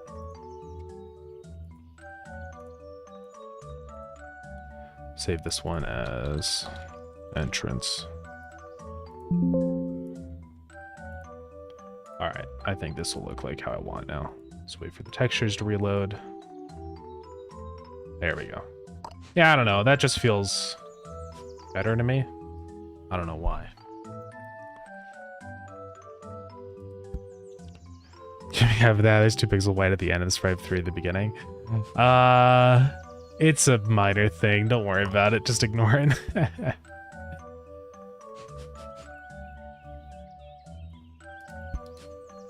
Yeah. Because it kind of like I want it to look like it's conveyors, right? Which it kind of does. Obviously, it's not the exact same as regular conveyors, but that's fine. I have an overflow build that depends on movers operating first in order of move requests, then conveyor. Okay. Yeah, no, I think that's fine. I haven't changed that behavior, so the way it works, if you have like this, where you have a chest like this, and you put some items in, this mover here will always grab the items before it goes to the next conveyor. So you should be good if that's how your design is set up. There is technically one thing that has changed, which is, I believe when 2 movers are grabbing, it's actually kind of a good thing. Also, when 2 movers are outputting, I'll show you how that's different now. But I think they're kind of, I think it actually makes behavior of movers a little bit more reliable. Because essentially what I've done is I've taken it from being a random thing, by accident, might I add, to being a consistent behavior. So if we have this set up, and we put some more conveyors down, oops, put some items in. I believe both of these will take turns grabbing items from the conveyors now. Never mind. That's not the thing that changed, but it's, this has changed, though.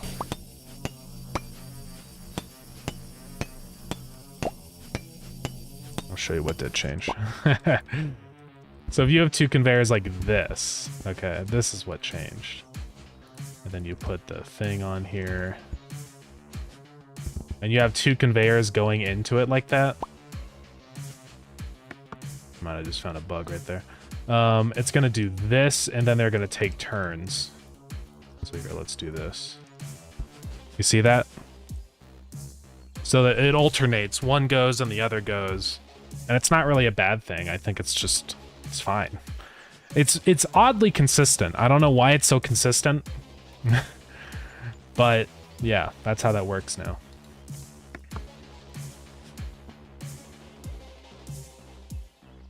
There's still some weird visual bugs with the conveyors like that. It is still working. The items are still moving, I assure you, but it just looks like they're not. I gotta figure out why that happens. It's been hard to, I don't know, do that. I'm not sure why yet. But it's basically close enough to where people can actually start playing with it, right? And that's the big thing. So we've got undergrounds working. Let's go ahead and get splitter set up, and then I think we're good to go. So let's give myself gear, copper wire. So one thing I want to test with splitters specifically right now is how do they interact with undergrounds? Do they work or are they broken? Right.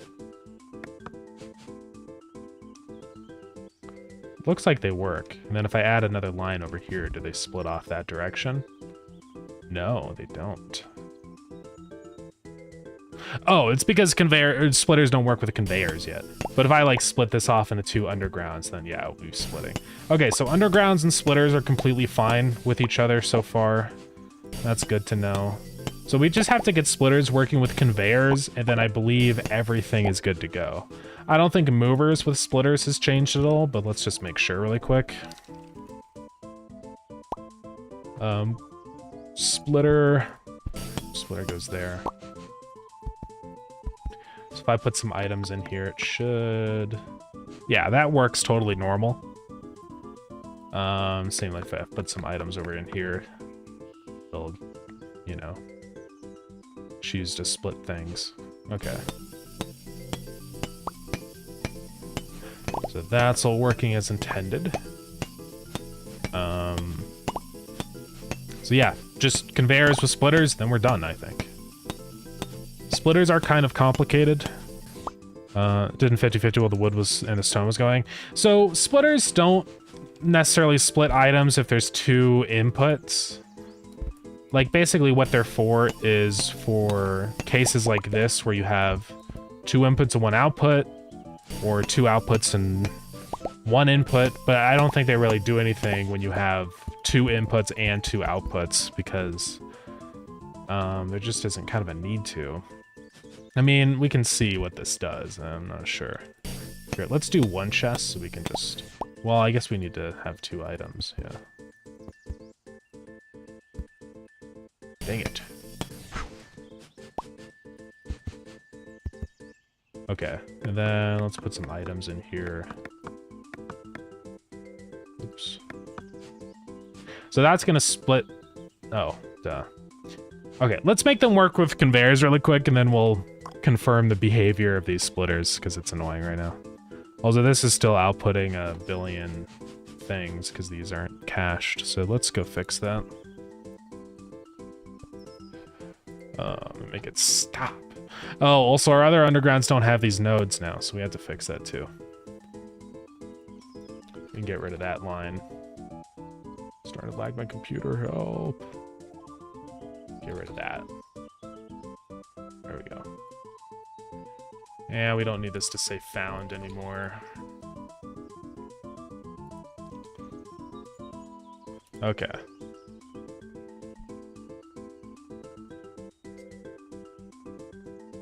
Surely put down the two inputs and two outputs. You want to mix them in 50-50 ratio. Well, it's tricky because I'll get into why it's complicated.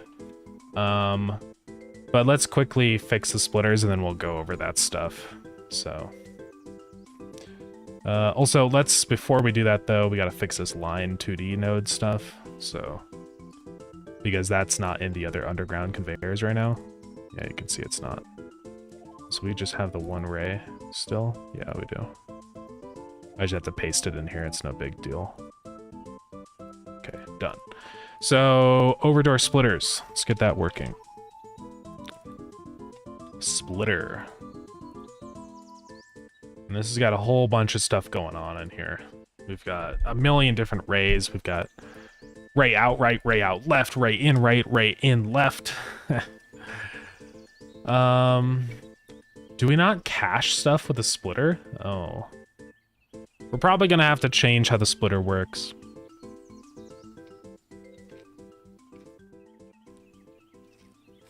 Because it looks like every time we push, we're re-grabbing the... Ugh. The splitters are pretty bad for performance. We should probably change how that works.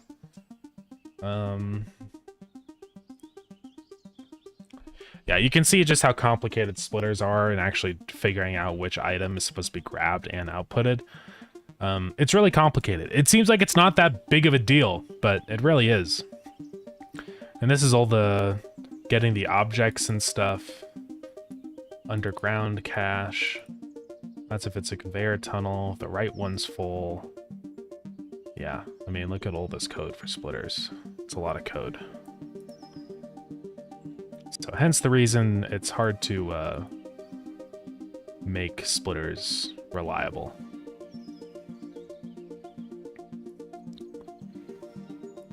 So what we're gonna do is let's separate this process event from getting our inputs and outputs and kind of turn that into a different thing here. Also, I'm just now realizing this is a mistake that we made here. Inside of the mover, up here in ready, set physics process false.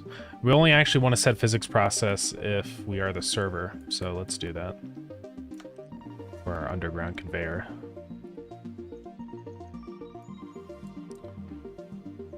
So in ready, first off, we're going to say physics process is false, because I only want that stuff to happen on the server. And now I need to have this little check for the start cache search. So if we're the server, start it immediately. And if we're not fully loaded, then we say stop the process event until we've actually connected. I don't know if we need to do that. Why would we be stopping the process event? Yeah, that only happens on movers because of their behavior with the filters, but we can not do that.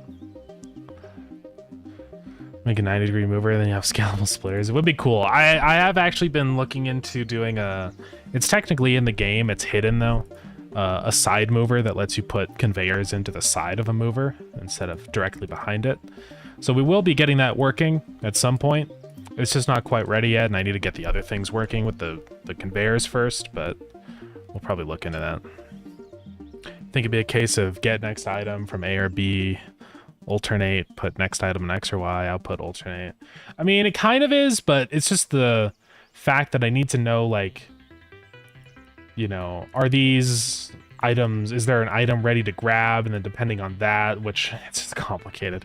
But also, to be fair, I implemented this a long time ago, and so it could probably be improved a lot. And that's exactly what we're going to do right now. It's going to be a ton of work, and it's probably going to break it, but we'll try. So we're going to have the start cache search thing again here. And we're just going to create a bunch of variables for the caches. So var cache in left, var cache in right, var cache out left, and var cache out right.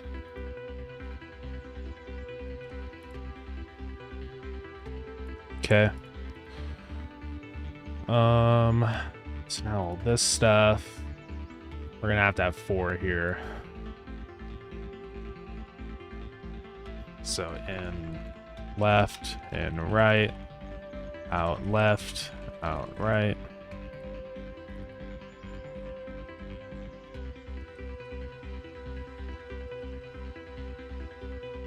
And now this has to be ray in left, not enabled.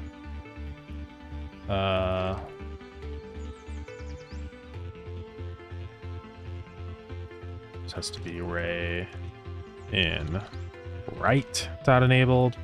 And then we need 2 more cases for both of these.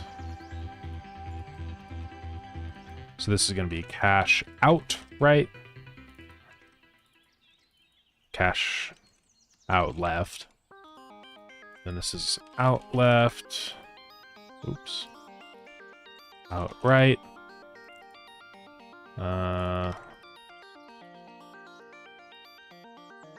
Ray out right. Ray out left. Okay. So that's all set up now. Yeah, even just caching these is going to be kind of complicated, but this is what it is. Yeah, I get that. I spent about a week getting Unity working with multiplayer, the capsule with the plane on it for a face sync properly. Yeah. Factoring it almost daily, thinking this is the better way. Now I'm almost at a solution that it's universally syncing for old game objects. Nice, yeah.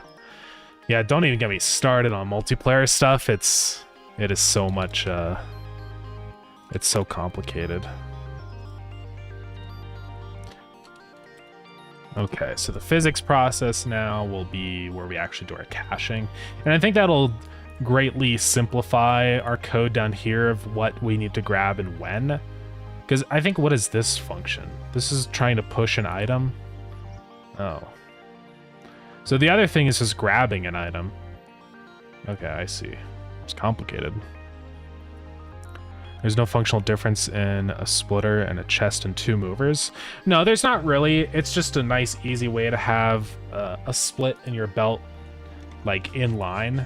Because all you need to do to split your belt then is just bam, splitter, and now your belt can go wherever you want. I mean, yes, technically you could do this and then put a mover, and then that goes into a chest, and then you have a mover there and a mover there. And do this, and technically functionally that does the same thing, but this is just a lot simpler. It's just a quality of life building more than anything.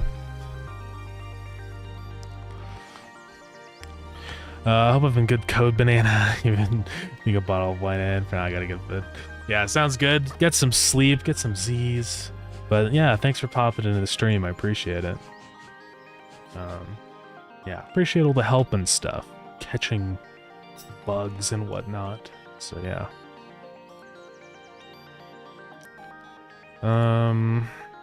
Was it complaining in here? No, just too many messages. Alright, back to the splitter. So yeah, this is gonna be a whole thing. Buzz useful. Yeah, no, I always appreciate help with stuff like this, just catching things. Okay, so we're gonna grab all this. And there's so many of these, I think I'm actually just going to do this in a for loop.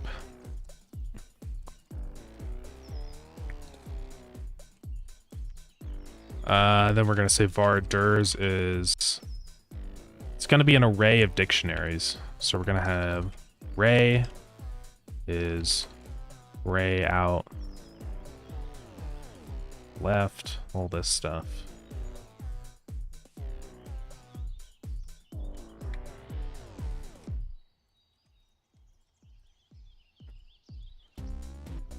Well, let's just do it in order. Array and left, array and right, array out left, array out right.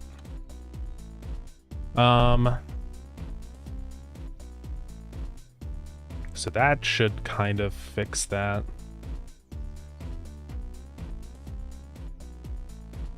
But we also need to know what the cache is. So I think I'm gonna say cache name. This is gonna be cache and left. And we can use that to actually set a variable. So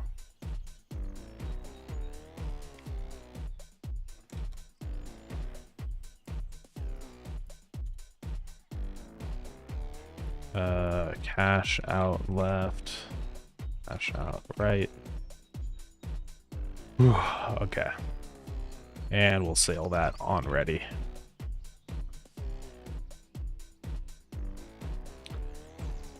So we're gonna do this. Brian Ders, if instance is not valid, I dot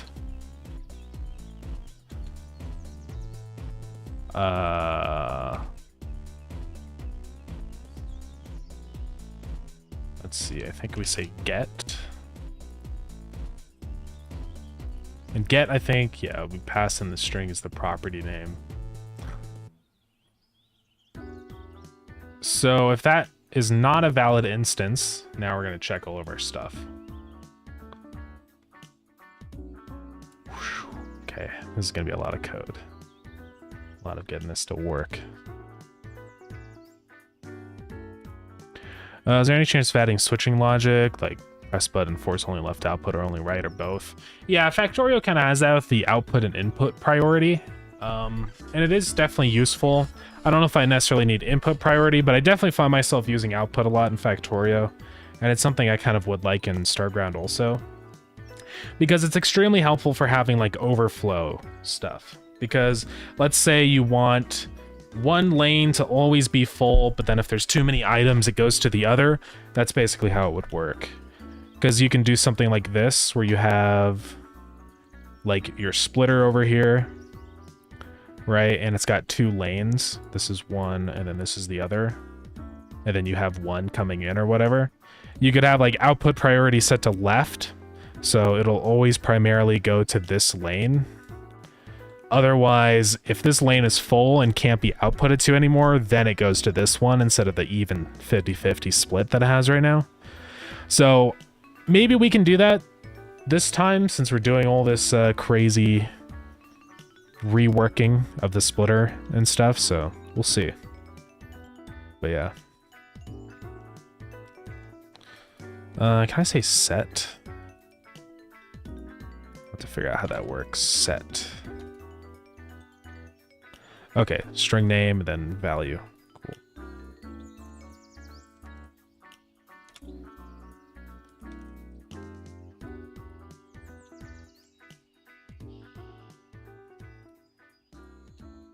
Now we're gonna say all this. Conveyor.moved.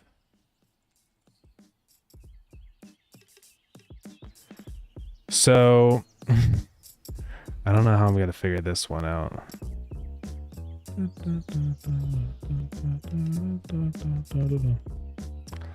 Ugh. And try push is not declared. Oh, push item. Yeah, we're not really going to be pushing because we're going to be doing that separately, choosing which one to grab and all that. But we do want this whole caching process to start again if that object gets deleted.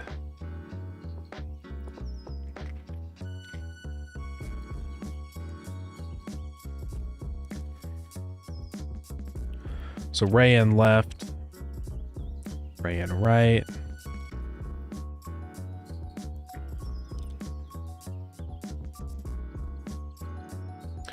Yeah, the only thing I don't know if... How am I going to know which one is which here? I can't pass in an array. Ugh, this is complicated, guys. Now we're going to say i.array.enabled is false right there.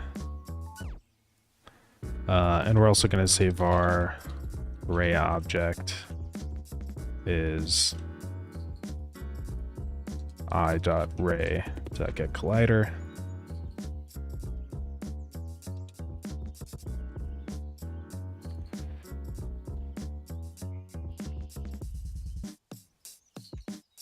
We can just check if object is buildable here.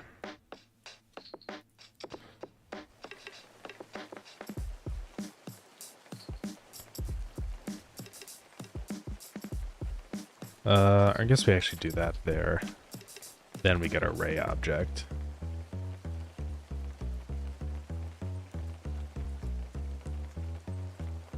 Ooh. But we're also setting the output inventory too. This is so complicated. We're not gonna do any signal stuff here, so.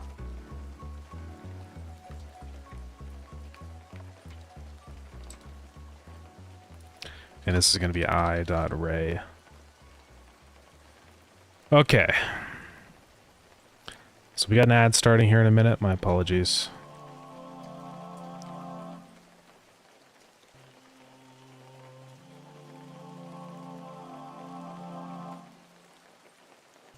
And this is just making sure that all of our things are valid.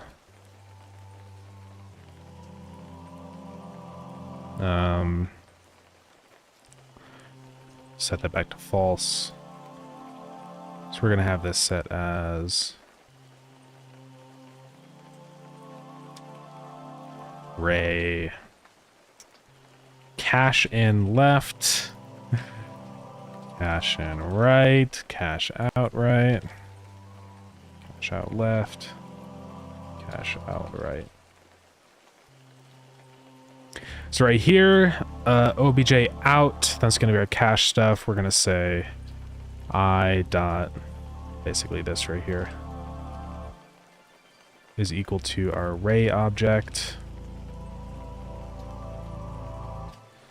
And constant push, don't worry about that. Okay, so that should be caching all of our different objects, and it's going to check here. So, should be good to go with that now.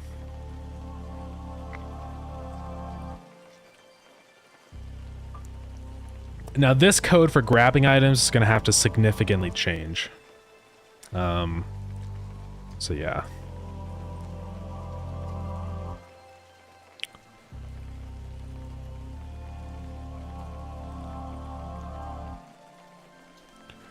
Yeah, this is going to be a little complicated. We need to start this caching search at the beginning. And honestly, this doesn't really...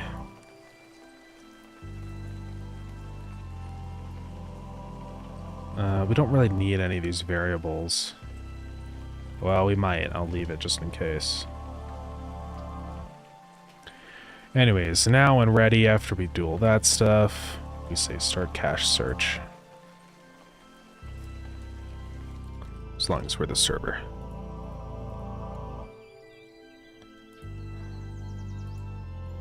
That'll be false by default? Yeah.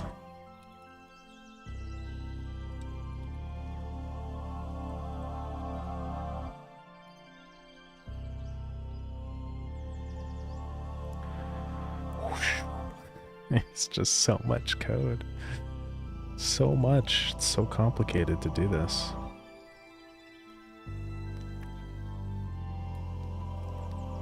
But hopefully we can get this working. So this is actually pushing the item positions, which is odd. It's not really how I would want to do it these days.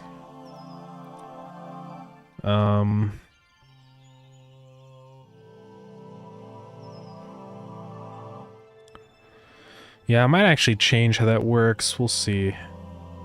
Because now what I do in modern times... Also, ads are over, everybody. Sorry about that. My apologies. What I would prefer to do in modern day times is use a tween. Because then that also gives me a signal for when it's done, and it lerps the position automatically. Whenever we have an item grabbed over here. Right there.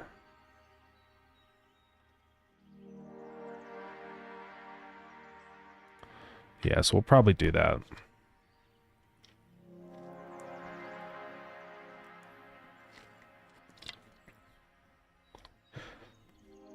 Ugh, there's a nightmare over here. The grabbing logic. Because I think we also do some funky, like, position checking, where we say, yeah, this old code that I used to use, if position dir times position dot length is less than dir times 16 dot length, it's just stupid. So I say we completely change all this works.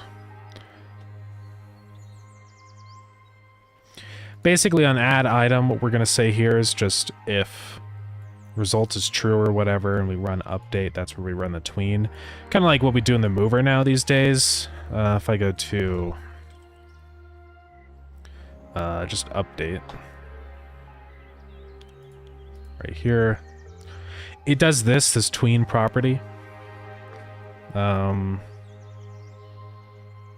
And also down here, I think whenever it's finished, it sends, yeah, tween callback.begin push. And what this does is it says can grab is true and try push. So we're gonna do that instead now.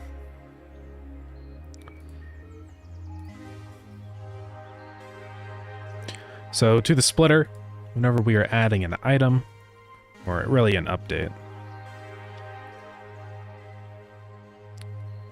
we don't really use these is full things anymore. So probably ignore that now.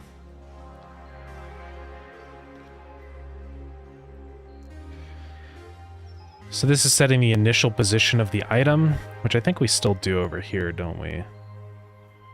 Yeah. So we still do that. And if item name is not null, we set the texture, and that's where we're going to create our tween.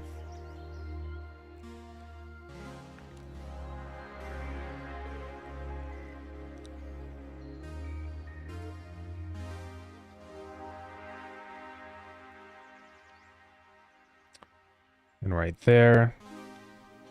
So this is going to be item left, item right, position.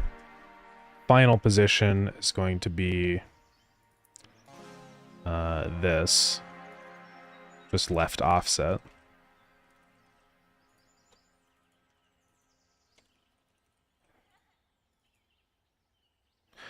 And the speed at which those move, it's going to be down in process.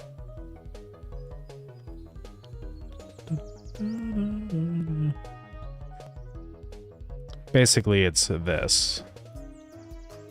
So back up here. So we're not going to be multiplying by delta anymore. It's just going to be the time it takes. So we don't need to multiply by direction either. It's just going to be 16 times speed. I guess it's literally speed. Oh, it's 1 divided by speed. I think is what we want that to be.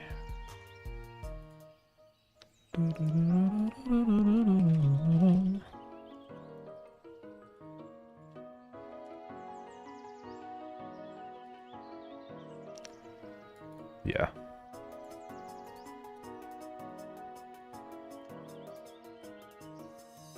Okay. And then when these are finished, that's where we can finally mark tween property or tween callback or whatever.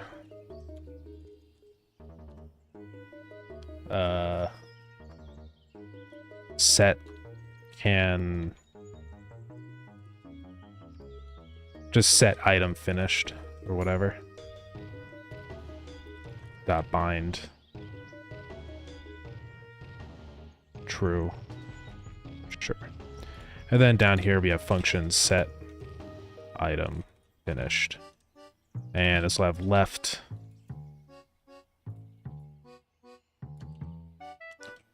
So that's actually going to be false there. And then this one over here is going to be true. So if left, we're going to say left can grab is true. Else right can grab is true. Okay, so now that eliminates us having to run that process down here and then setting all this right can grab and all that garbage. It's just stupid, right? So we can just go boom. That's all gone now. In this code here with the grabbing needs to change significantly now. We don't need to know what left and right item positions are either. Because this is kind of doing the object checking all in kind of one block here, but that's not how that works anymore. So now what we're gonna say is, see, we're already checking if it's not null down here, right? So it seems really weird the way that we're doing this.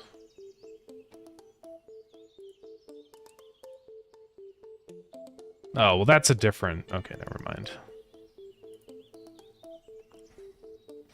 Sure, we can use the left full business. I mean, it's fine.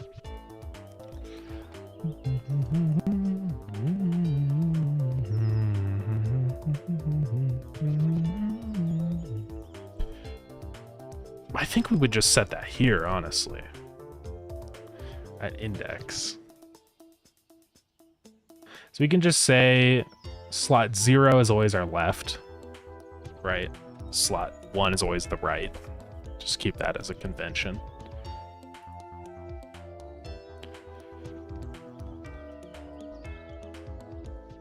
It might actually be how we do it. Yeah. Okay, so we do actually set left as full right there. Which is interesting. So I don't know why we're setting left as full right here. Because we're saying add item anyways. Okay. This can be changed. If is server.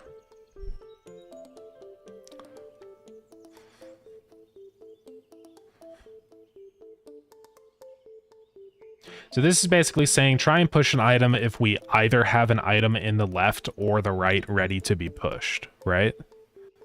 So that's the thing there.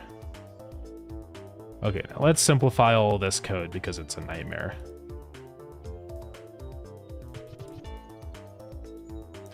So this is basically saying if the left side is not full, go ahead and try and grab for the left side. So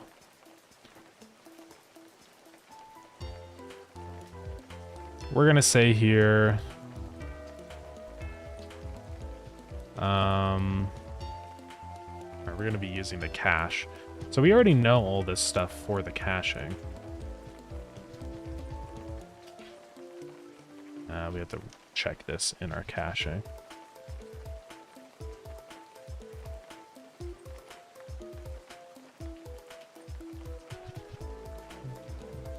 So we have to say, yeah, I actually have to do this here for the caching.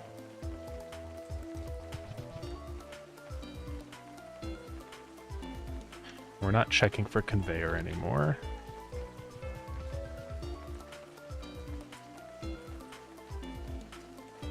Okay, so we do that. That's set. We do not have to check this business anymore. So we do have one check here that's seeing, is this a conveyor tunnel or is it a different kind of building?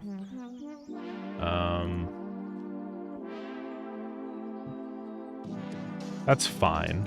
I think the reason we do that is because we need to know, yeah, the other side of the conveyor tunnel. So we're going to say if cache in left is our conveyor tunnel. If cache in left, the underground cache. Now we're going to say underground is that. So that's going to be our source. Yeah, our source item thing. If we can grab from it and the direction is the same as our direction.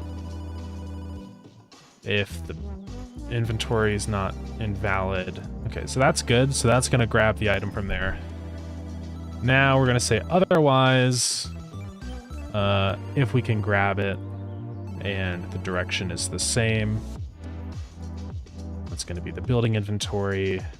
As long as it exists, then say result and say delete item.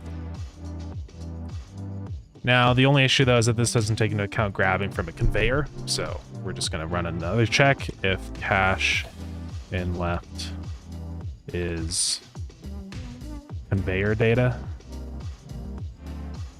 then we do that stuff.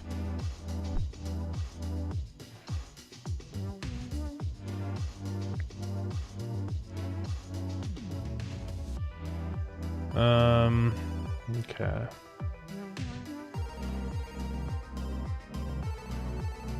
So yeah, I'm gonna need to check some stuff here, like if it's the same direction and all that business. We'll be working on that.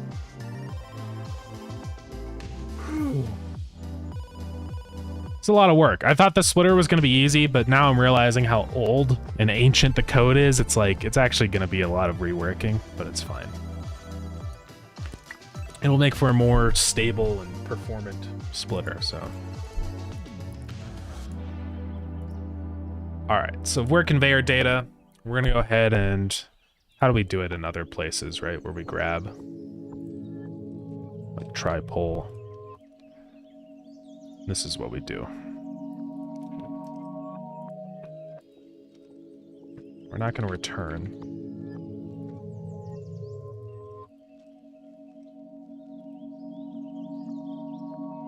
Okay.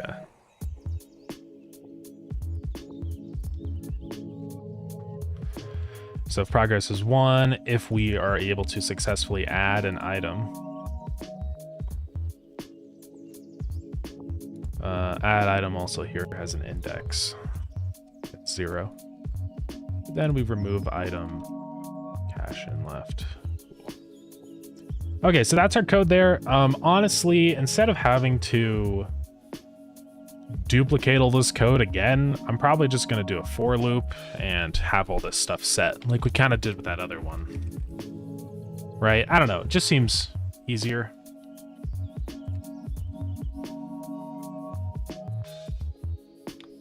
I want to simplify the code here. I'm tired of it being such a beast, so.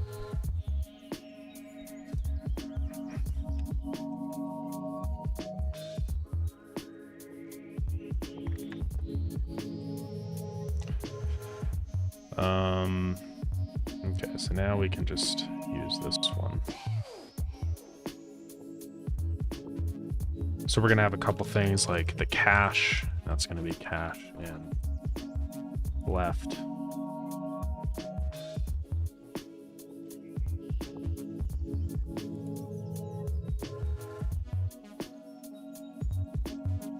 I might have to set this to be recreated every time. I'm not sure how this is going to work, because I don't think this is going to stay the same. It's not going to update, so we have to, yeah, regenerate it. But that's fine. But this is kind of complicated. Okay, it would be nice to keep the code clean, but in this case, it's going to be so much work too. I don't think it's going to make any sense. So, as much as I hate to do it, we're just going to copy the code.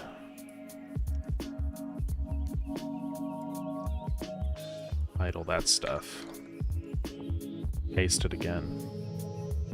Now just to change everything over. So if right full, if cache in right.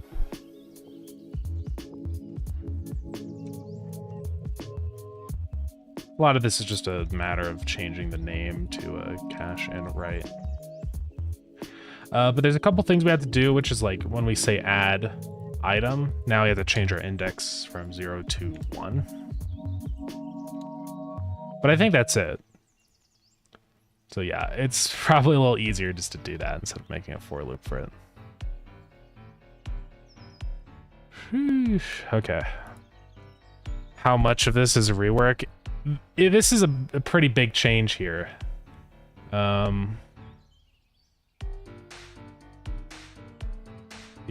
it's kind of a huge change. Oh, this is null.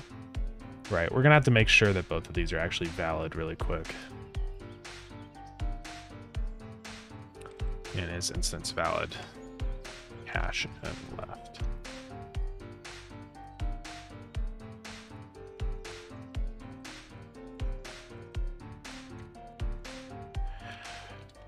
But yeah, it's just so hard to like change or connect this stuff to the other changes that we've done because of how old the code is for the splitter.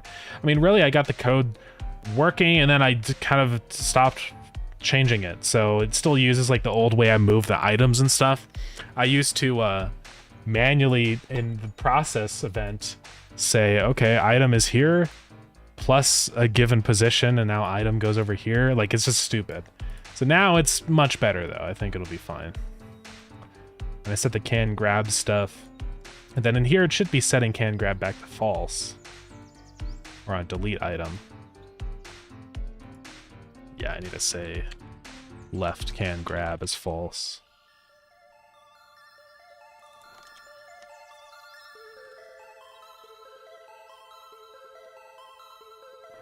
Can I toss a concept away that leverages something you're already working on? Yeah, sure.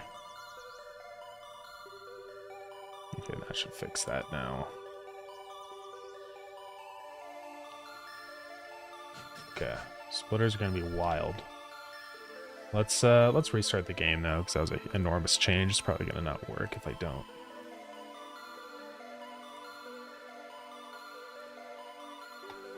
Last grabbed and all this stuff. It's so much. But I can really simplify a lot of this code. Do I also do... This better be a shader. Okay, it is. Just making sure.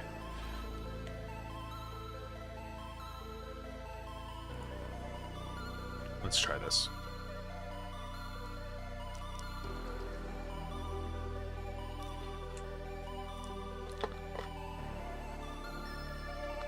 You spoke about the side input mover already. What is 1/2 of a splitter? So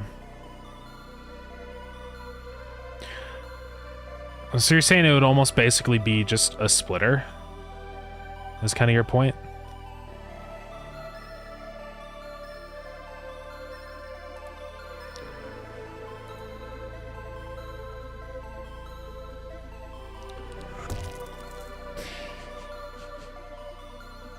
Okay, let's get myself some materials. Oops. Let's see what the heck happens. Oh, it's not happy. It's because cache name doesn't exist? Oh. Shoot.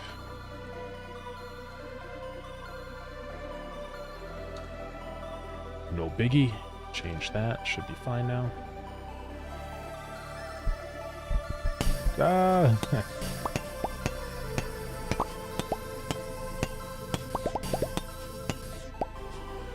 Okay, so let's test some stuff here. No idea if this is even going to add the item.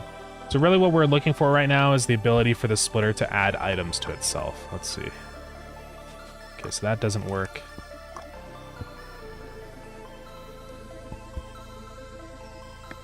And I presume the right won't work either. Okay. So we can fix that. One half of a splitter is a conveyor, and you already have the combining function of conveyors. It does take the two inputs and make one output.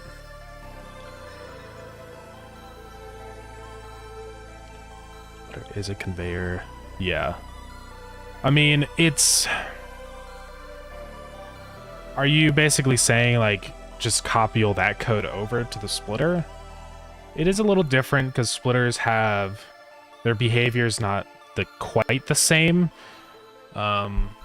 Just for the reason that it also has two outputs, right? And I have to decide which side that output goes to.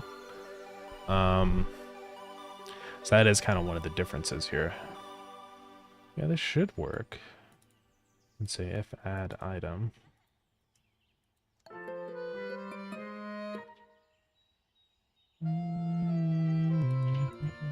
Let's see if this is actually printing.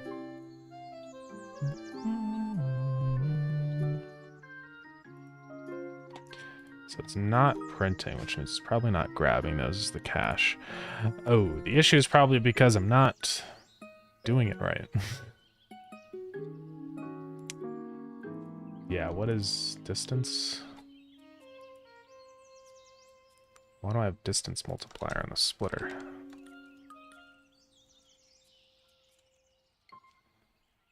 I should get rid of that. I think the splitter used to be copied over from the mover. It's interesting because it's kind of like... It's like an ancient version of the mover, kind of. Okay, so yeah, the only issue is I just forgot to do the proper stuff. So I'm also gonna have to do for the input. Yeah, what we need to do is not say global position plus all that. We need to say...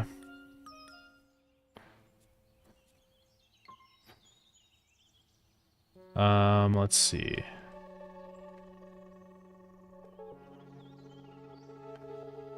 We're gonna need to get the target position of our ray. So we can say i.ray.global position plus i.ray.target position. And I think that'll fix that.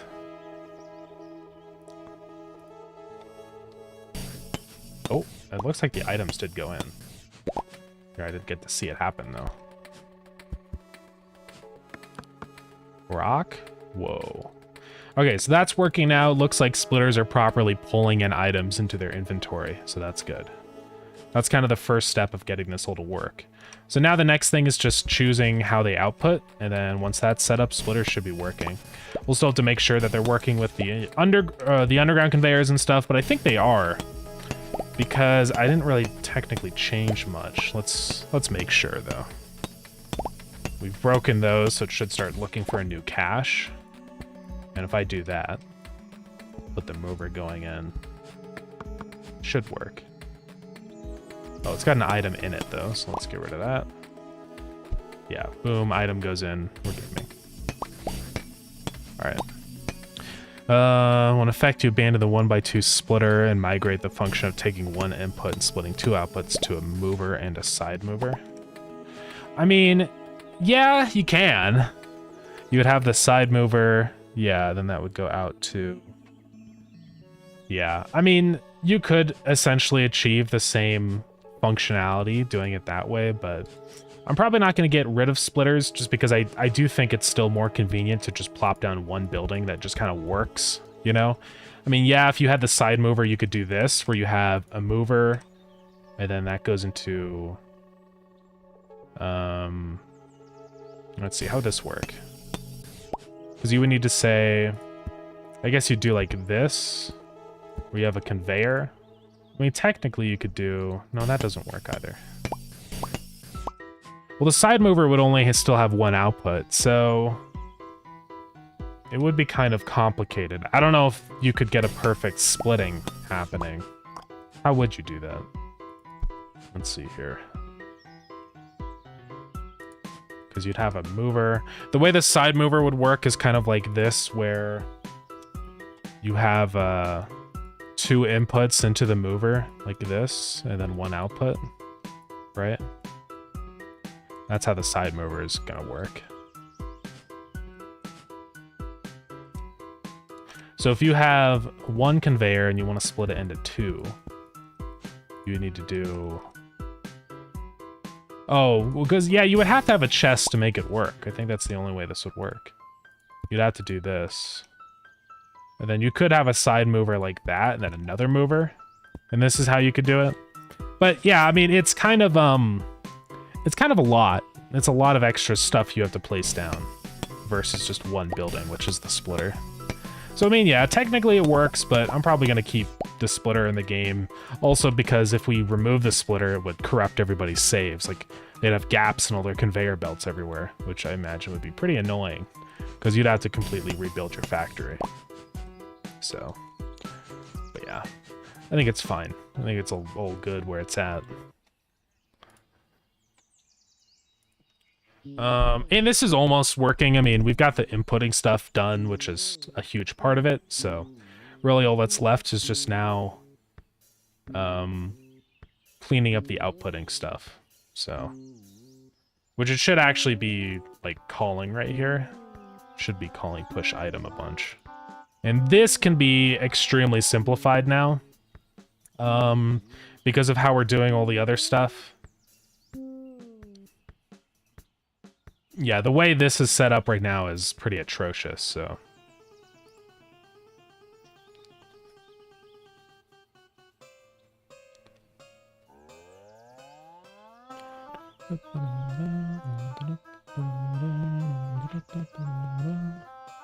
Part of me also kind of wants to just completely rebuild this entire script.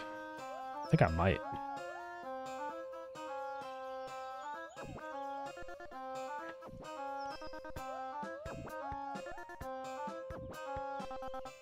Yeah, I'm just gonna start rebuilding it because it's too complicated.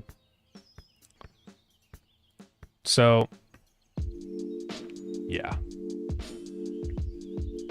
Basically, we're just gonna be figuring out, the big part of this is deciding which building are we outputting to, or which cache. So we're just gonna have var chosen cache. And then down here is gonna be our actual outputting. So if we did decide on a chosen cache, right, then we actually do the stuff. And we are going to say left is equal to not left at the end, because I think we have to do that, yeah. So if chosen cache, if chosen, oops, cache is conveyor data, do that.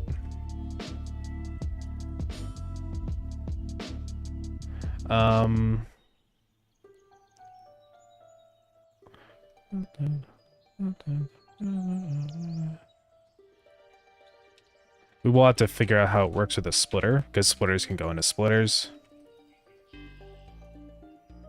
And then I think the way that movers and underground belts work will be the exact same. So I think we just say else.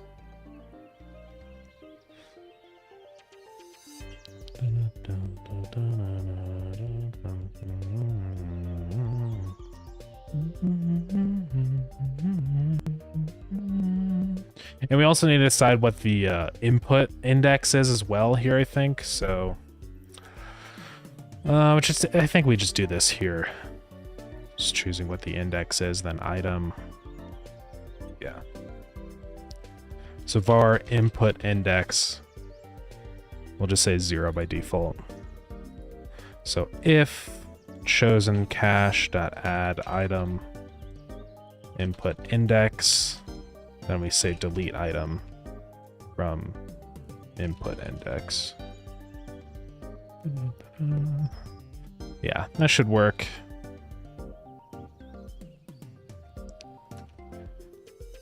So if it's a conveyor, we're gonna kind of do the same sort of thing as like what we do in the mover and all that jazz.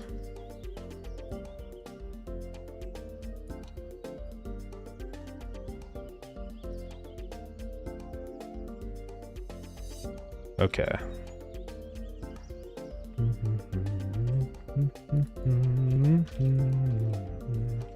So we're gonna run those checks.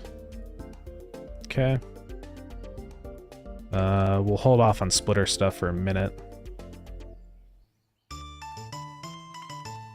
What is this? Add item. Oh.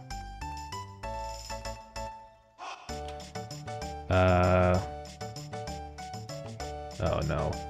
We need to add it to the... Hold on, we gotta change how this works. We need to try push. Oh, we just straight up say result is that. Okay.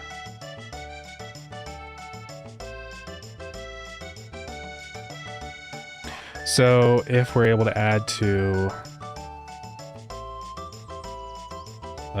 chosen cache dot position, building inventory at input index and our direction and all that stuff, then we say remove item. That doesn't seem to make any sense. Oh yeah, delete item.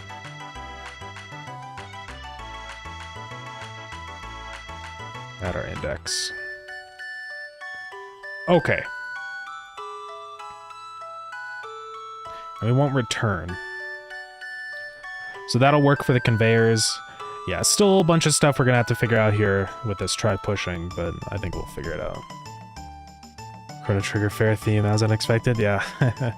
Some of that music goes pretty hard. I think we have a couple other tracks from Chrono Trigger. I can't remember though. I'd have to look through our whole list of songs.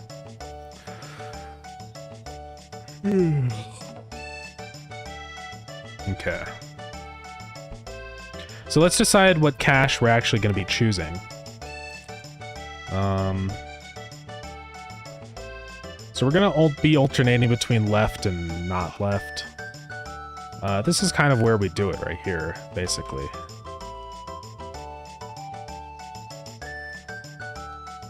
Okay, so that's from which, like, slot we're taking from.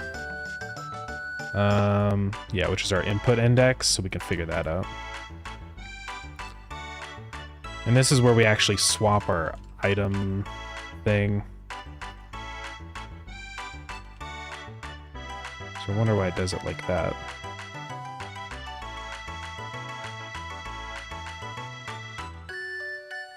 Item left. I guess it's because it's just trying to swap between the two input items.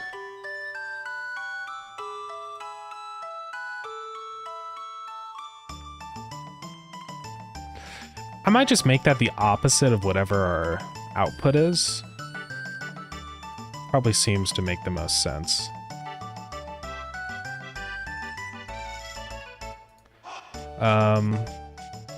So we're just gonna say if left, if left can grab, then index or input index. We'll just do this. So if we can't grab it from the left yet, then we'll say our input index is 1. Otherwise, if right can grab, then we say our index is 1.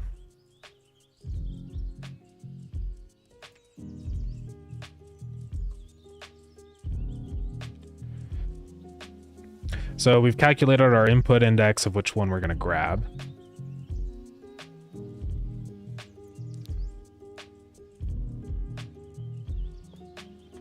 Yeah, we want to say that's not left because, yeah. We want it to be the opposite of where we're outputting. So what that's going to kind of achieve is like a swapping effect of... If this is our splitter, item goes in here, we're going to attempt to output it here, or like swap between these two. So if we just have one item, it doesn't matter, it's going to go to both lanes. But if we have two inputs now, what this will do is kind of say, Okay, we're grabbing from left. Try and grab the item over here on the right so that it swaps the side. So you kind of get like this pattern, right? Where these are the outputs and these are the 2 input lanes. And I think that's probably good, because then our splitter will be a little bit more random. All right, so that's set. Next thing then is going to be choosing which one is going to be our output cache. Conveyor the long way, yeah. So, if chosen cache. So, if left, we're going to attempt to output left. Otherwise, attempt to output right. So now we just say if is instance valid, cache out left, then chosen cache is our left cache. Otherwise,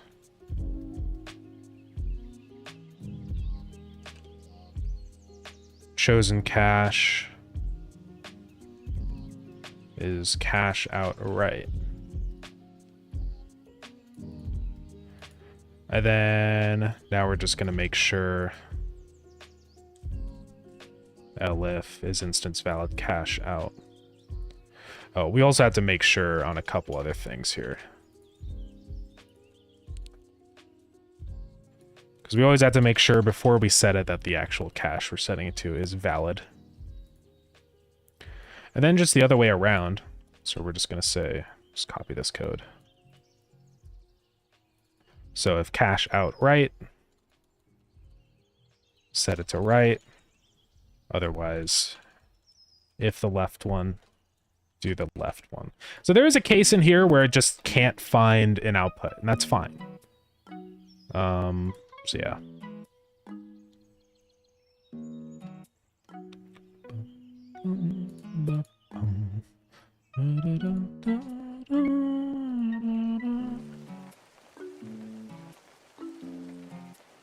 So we're going to try this. I have no idea if this is going to work. But now instead of saying push item in here, that's the only spot we say we're going to do try push.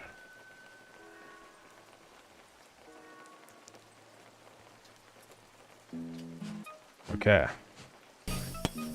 No idea if this is going to work. But let's see. We'll put an item in. Okay, it didn't go anywhere. Let's go figure out why. So it should be running try push right now. Let's just print. Oh. Make sure it is. Yeah, it definitely is. Ow. Just like slice my eye. Not my actual eye, but let's make sure there's no other splitters in the world. Okay. So it is running the code. There must be a reason why it's just failing to actually output it. So we're going to be getting the input index. And we're going to be checking the caches. So if chosen cache is all that. Oh, I'm just stupid.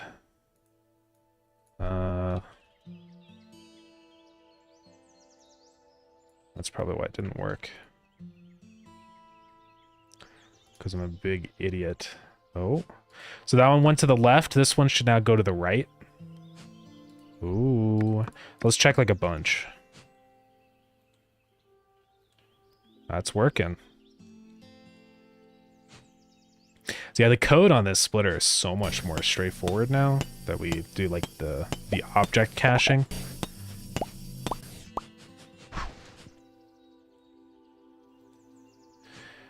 So yeah, there's probably... So let's check, like, what if this is full? If this line fills up. Will it just keep going to the right now? Yes. So that's good. And then if this side ever becomes free, it'll start splitting again. Now let's just check 2 inputs, right? Let's also check 2 inputs and 1 output.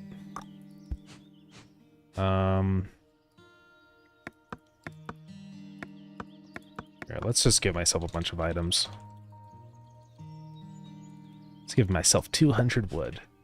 And let's also give 200 stone or something.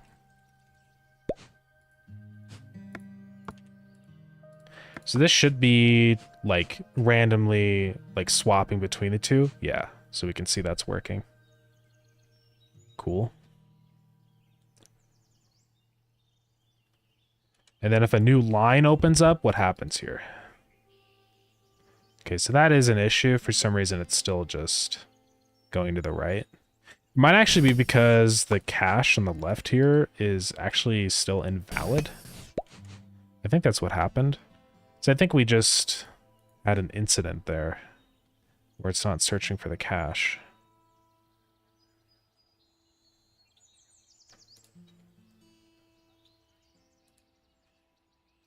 So let's make sure it is actually running.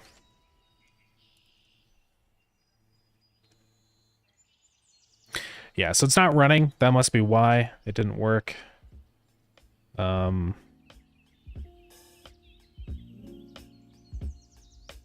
conveyor.tree exited.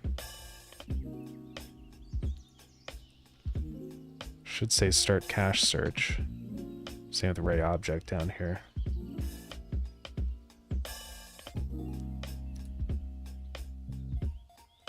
And if all of those are valid, yeah, it's definitely interesting. I wonder why it just stopped working. Let's test this other one over here really quick. See if we can spot why it didn't start the searching. Let's just say ha. So it's definitely searching, but if we put the 4 things down, boom, it stops. And if I break this one, it doesn't start searching again for some reason. So it seems like our signals are not working.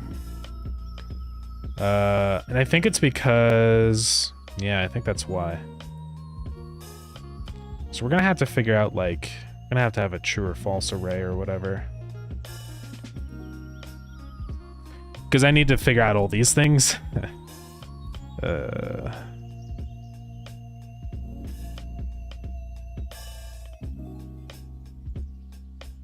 Okay.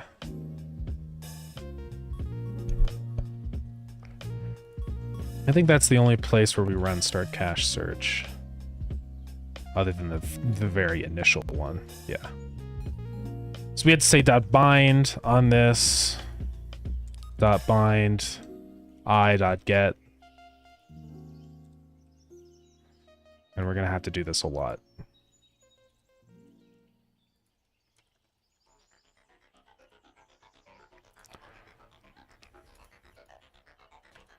We're just going to say check and left.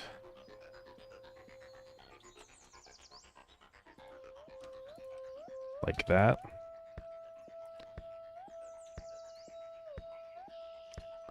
Check and right.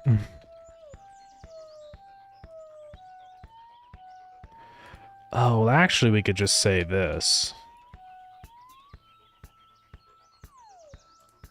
This is kind of stupid, but we can just do I is equal to 0, I is equal to 1, I is equal to 2. Or we'll actually have to do an index on that, which is fine. Which is if our index is 0. Loop through that. Index plus equals 1.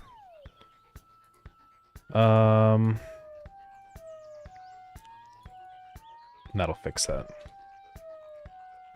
So that's basically just saying, if we are that current iteration, then set that thing to true. Should be fine. Same with this one down here. Place all that. And that should work now. So let's try this again with the splitter. So hey, Nadner, what's up? Welcome in. It's been a while. Yeah, I was watching these pretty consistently a while ago. I've been pretty much stopped since then. Yeah, well, I do remember. Welcome in. How's it going? So we need a print in here. Oh. Let's do that so we make sure that it's actually working. Okay, so we put the conveyor down. Boom, it stops. If we break it, Boom, it goes again. Okay, we're good. So let's fully test this now. What happens if we have 2 inputs? So splitter goes down. We have 1 going out there. So it looks like it's just behaving kind of the same way it was before. I think it's fine. It's just because of the way kind of inherently how... I mean, you can see that this one is swapping the sides. It's just kind of the way of how this is going to work. Because a lot of these times, both of these items are going into the same time, where there's one conveyor on the output that's still full. It works in something like Factorio because there's 2 lanes on the splitter, but it just doesn't make any sense for Starground. So I'm not really going to worry about it. I'm trying to do that, like, weird item swapping thing. Yeah. I'll probably just make the behavior consistent, which is that if an item is on the left, whatever, it doesn't care. Just to make it more performant, we can do that. Also, wait, if this is already on is server, then just do that.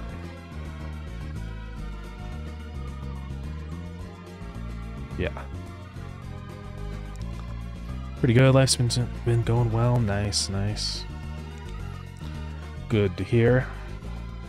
Yeah, I've been just working on Starground more. Right now what we're doing is completely changing how, like, the conveyors and stuff work, and since we're changing the conveyors, we kind of have to change everything. So it's a lot of work. But I think we're finally, I think everything's working. We have to do a lot more testing and make sure this actually works with every single kind of building and stuff, but I think we're good. Let's just check this with... this is just checking a different rotation. I think it's fine, because the only thing that matters for rotation is doing that initial direction of the rays, but otherwise we're set. Yeah, so seems like it's working. We can just test to make sure this is actually evenly splitting. So if we have an even number of items, like 40, there should be 20 in each side by the end of it. I doubt there's any issues, but let's just make sure.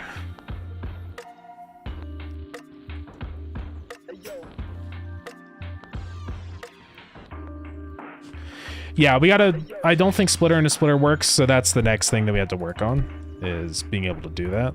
But that I don't think will be, well, I'm not gonna say that because it might be hard. Basically, we just need to check which side that the output of the splitter is actually on. Yeah, because if we do this, it's just not gonna do anything yet. That's no big deal.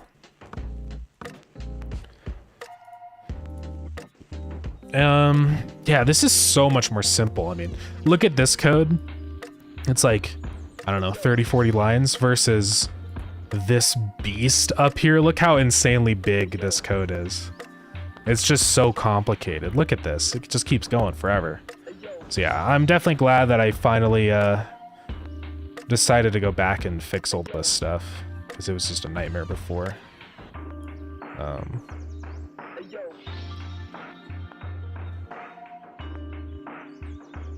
Yeah, I do think this is going to be better.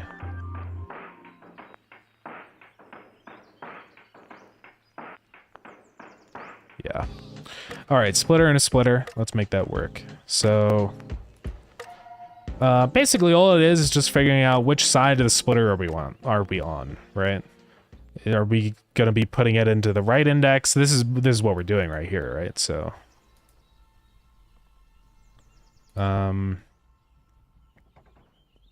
yeah, it shouldn't be too bad. I was just saying if our direction is the same. I don't know what this is all about, actually. Or why it's even wondering. Oh, because we have to check the X and Y coordinates separately or whatever, so let's actually just copy this code over. Then down here in our try push. Let's go search for it.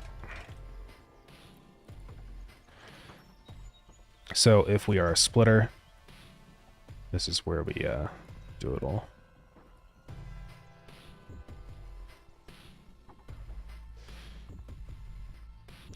So we're gonna have to know. It doesn't actually matter which side the chosen cache is on, I guess. Because we can figure out which side it is based off of its position.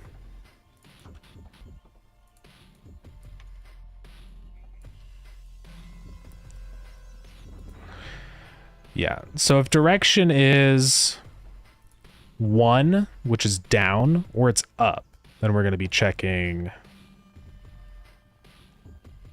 That doesn't make any sense. Direction is 1, 0. I guess I got to figure out what our direction actually is. Let's just do that.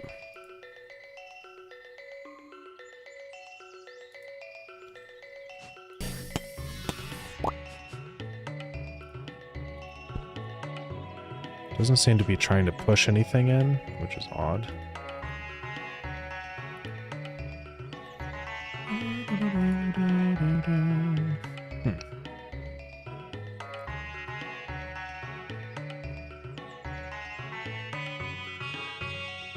Should be grabbing our thing in our start cache search.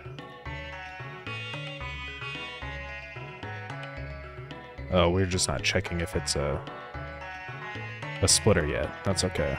We add that in. There really isn't a whole lot that we need to check for the splitter. Just as long as it is also a splitter, I guess.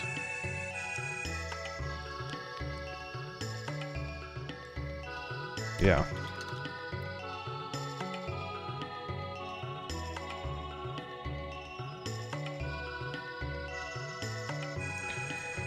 Try to access can grab.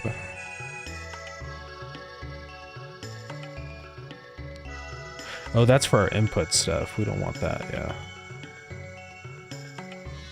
Oh. Oh, well, right. We don't want splitters to grab from other splitters because these other splitters' output will handle that.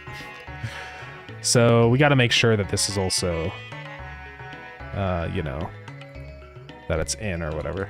I'm just going to add a thing here that's like in is true.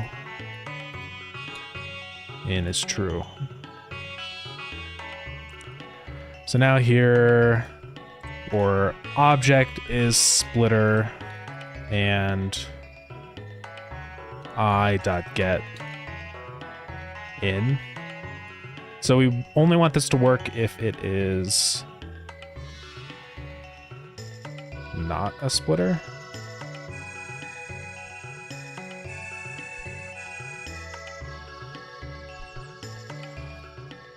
Okay. Ooh. Or if it's not in. Yeah. That should fix that, I think.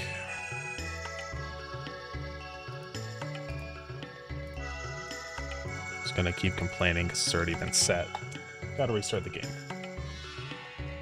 Is my soda gone? Oh. It is.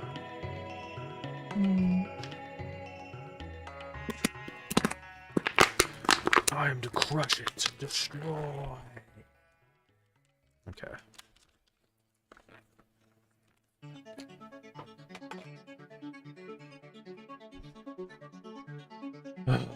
It'll be really nice to have this garbage finally done with. This new conveyor stuff. I mean, it is a really big positive to the whole game. I'm not disappointed that I made this change or whatever, but it's a lot of work. Okay, so copper wire. So now this splitter will not check the input, but it will check the output. It's going to say, hey, we have a splitter over here. It should be printing. Unless I just forgot to. Probably. Actually, no, it prints in here, right?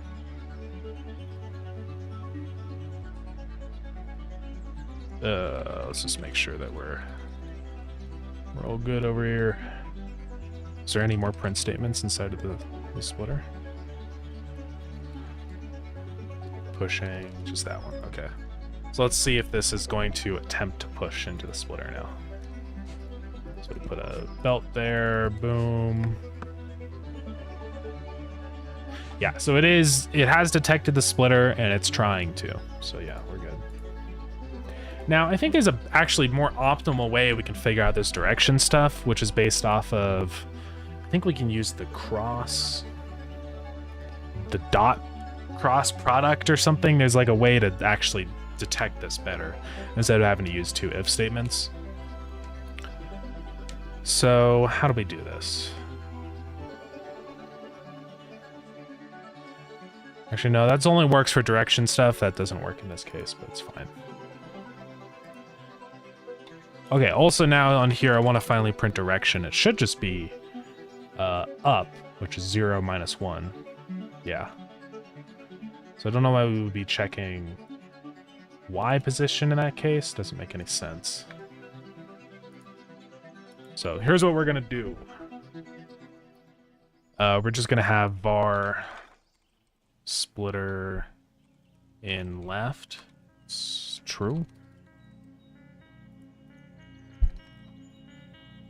So if our direction is equal to vector 2, 1, 0, or direction is equal to vector 2, here, if it's equal to up, so if it's 0, 1, or 0, minus 1, we're going to be checking x coordinates. Otherwise, we're going to be checking y coordinates.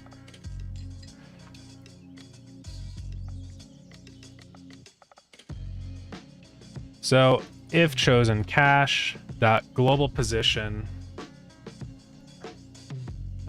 dot x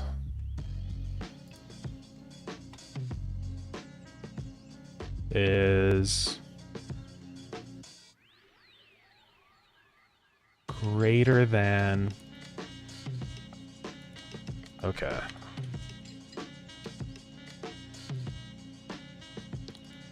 is less than our, yeah, ray out right.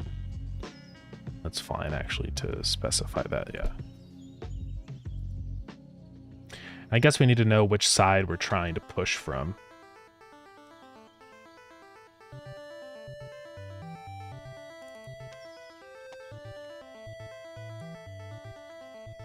Let's just have another variable up here just as a help with this var cache left as false, or as true actually. Then, well, get out of here. Then here we say cache left is false right there whenever we set it to right. So now we can tell which one is which over here.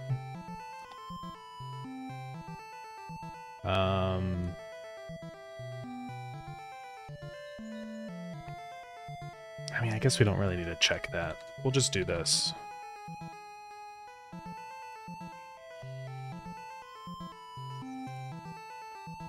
So we know it's the right if it's equal to the cache right. Let's think here.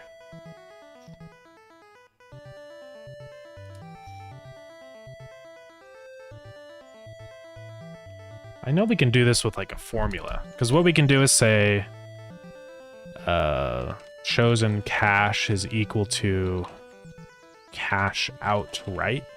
So if that's true, then we can convert that into like a number to multiply it by, right?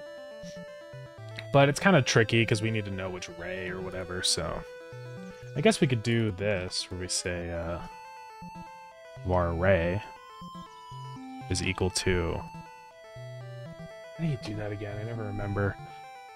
Ternary operator Godot. So we say something is that true value, false value.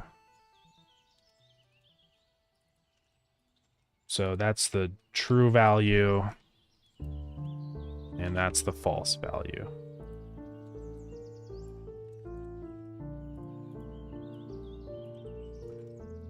So if it's the right cache, then it's the true one. Yeah.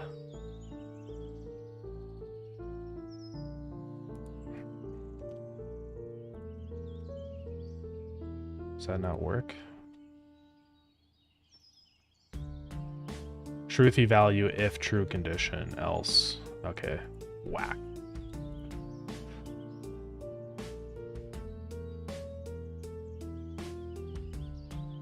So we're gonna say ray is equal to ray out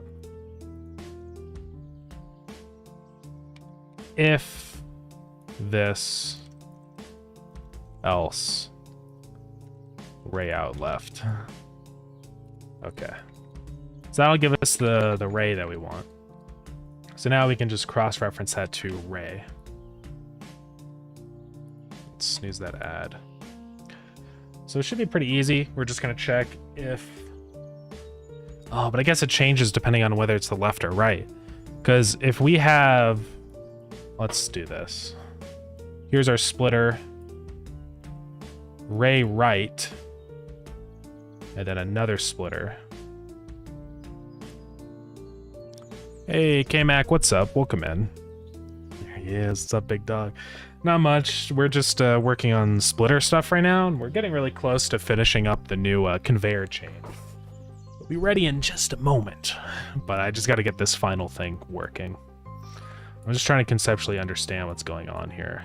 Because if we're detecting the position from the right ray, then we know we're outputting on the right side. I guess that doesn't really matter. This is whatever we choose. But we need to know whether we're inputting to the left or the right. This is the thing that's kind of complicated. So if the position is greater than our ray, we know we're outputting in the left. I guess it's the same thing over here. If we know our position is greater than ray, then it's the left. So I guess that'll work. Without having to check the two separately.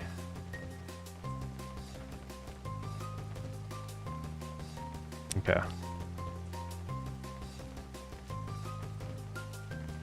So if the position of our cache is greater than our global ray position, then we know that it's in the left. So we're gonna do basically this check again down here, which is if chosen cache that add item. So add item here has an index, so we're gonna say at index 0 because we're trying to add to the left. Otherwise down here we know that we're adding to the right, like that. Yeah, that'll work. Okay. And then it's just a matter of changing the condition we're checking down here. I'll actually do this.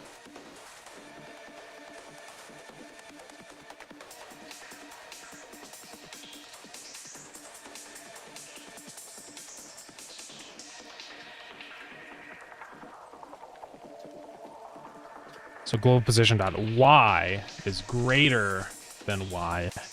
We add to 0, otherwise we add to 1. I think. Let's attempt it. Let's see if it works. My game is gone. Let's just restart the game. Yeah, we've been going for 3 hours already. Almost done. I guess we're almost done with this though. Once we get this conveyor stuff done, we're gonna be proliferating on other content we want to add, because this is just such a big obstacle right now.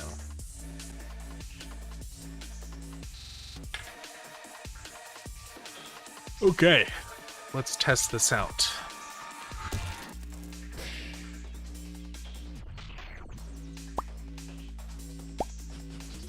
So we put down a splitter, splitter goes in a splitter, and we put down a conveyor. Boom, boom. Put an item in. Let's see what happens. So if it goes to the left, it should attempt to put it into the right here. Okay, so it didn't work. But it's fine. So it is pushing here. It's saying... Oh, I think I reversed it over here or something. Did I? Let's see.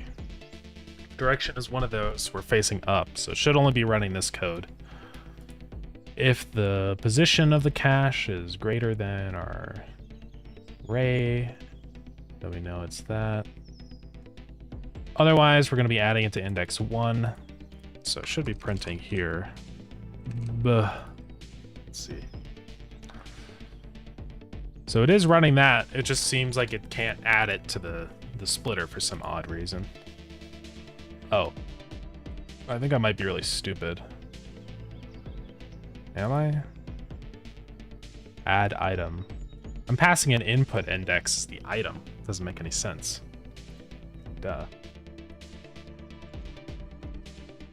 I think I'm just stupid. Same with down here. This is adding to... What? Because input index is an integer, so yeah, I'm just stupid. No wonder it didn't work.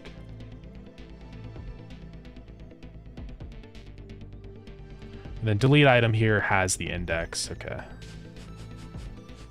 So it looks like that. Let's rebuild this splitter now. See what happens here. Okay, so it's still failing, but it's still calling push. Oh, because I didn't fix these ones.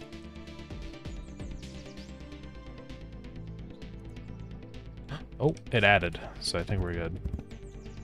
And then it outputted to the left. Interesting. So let's try this with more items. It should now, this one over here should alternate. Oh yeah, look at that. And then now if we have like another belt over there or whatever, it should swap between those two. So if we collect items from both of these like that, and collect items from here, it should now, half the items should go over here, then half over here. So let's like just do a test, theoretically, what it should be. So let's pass in 40 bricks. We should see 20 in this chest and then 20 across both of those two chests. So let's just see what happens here. So we got an ad starting in just a minute, so my apologies, gamers.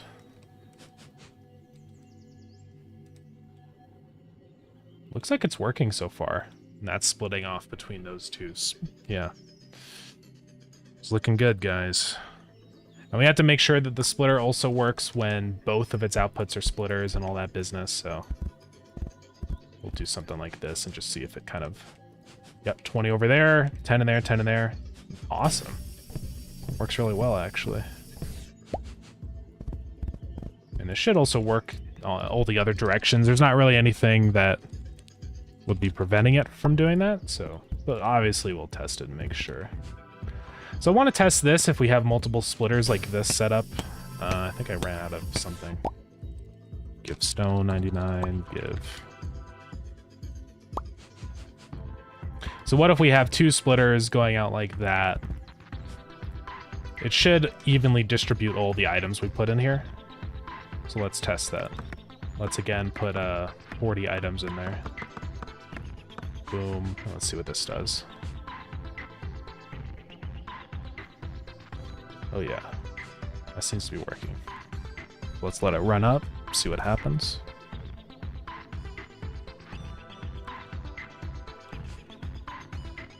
So you can make belt balancers because you can do like a 1 to 3 belt balancer by doing a splitter like this, and then you have this, and this goes out on the side here, and then you have your 3 belts here, and this is a 1 to 3 belt balancer. I think it's the exact same way you would build it in Factorio. Let's see. Does this actually work? Yeah, I think this works. That's actually super cool.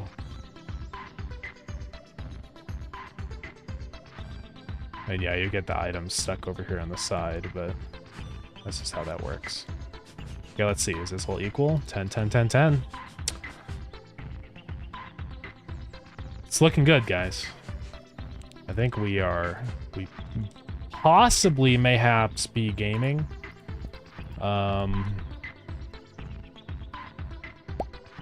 But I want to do more testing.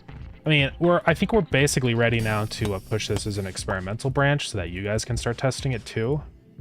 keeping in mind there's a big chance that your factory might break. But yeah, there's just so many edge cases with stuff like this. Sometimes it really is helpful to, okay, so it doesn't work going into undergrounds. Not a huge deal. I think we can fix that. Wonder why it doesn't work going into undergrounds. Let's go check that. If it's a splitter, otherwise it'll do this. So all this is going to do is just say add item.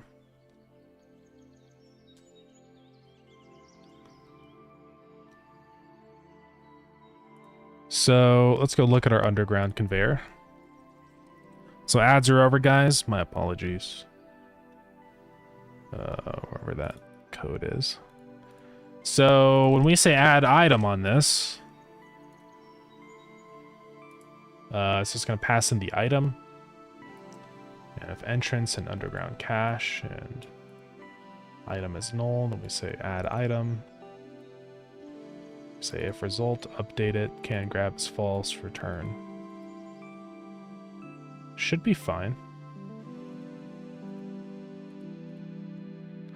Let's make sure that it's actually just like printing this or whatever. It grabbed it as a cache. Okay, so it did not grab it as a cache. That's our issue here. It's probably not the actual output code, but just the code down in start cache.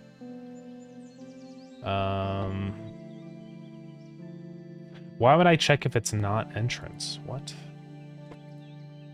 Of course we need it to be entrance. Well, that's likely what happened here. Yeah, there we go.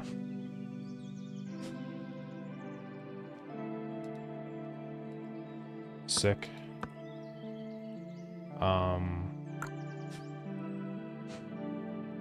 Also, yeah, I guess we need to check here too, like... Because if we have this scenario, I think I just broke this by changing that line. So, hey, thank you for the follow. Appreciate it. See, I bet if we put this in now, it's going to break. Yeah. So, no big deal. What we have to do is just make sure that if it is entrance, then it's in one of the input ones versus the output ones or whatever. So just go back down to our caching and our splitter. Kind of like how we have this with the splitter where we're saying not get in. We just say...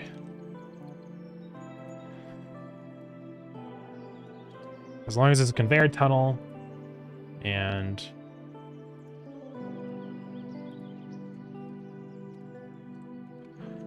entrance and it's not an input, right? We say that. We're gonna have to have another parenthesis here. Crazy.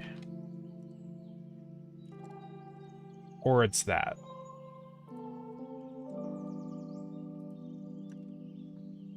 Which is saying it's not an entrance and it is an input. That should work. Array object on entrance. Should be working.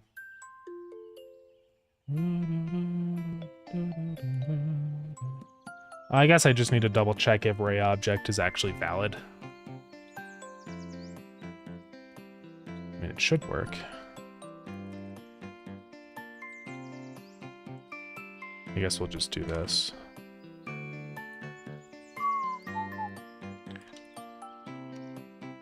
Easy enough. I'm gonna have to do this for every single thing. That's interesting that it's not working. I wonder what it's complaining about. Probably has nothing to do with checking if array object first. It's probably just classic Godot funniness. If I restart the game, it'll probably fix that issue.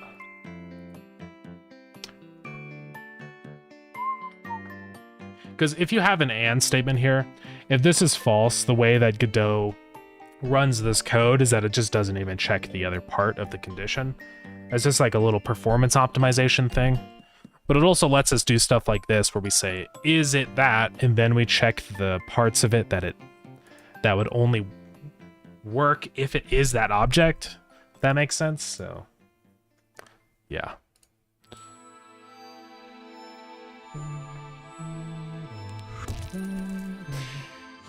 course, all my testing is gone, but that's okay.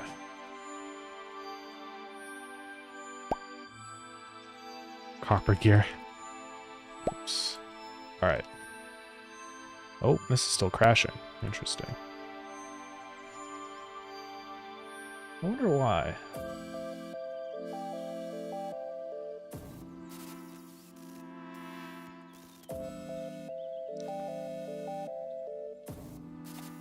Where does this end? That ends there. Uh-oh. That's what's happening here. There we go.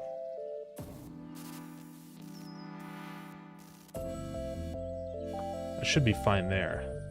Oh, I just need to have another one at the end. So now that's the end of there, that's the end of there. Okay. That's why it was crashing.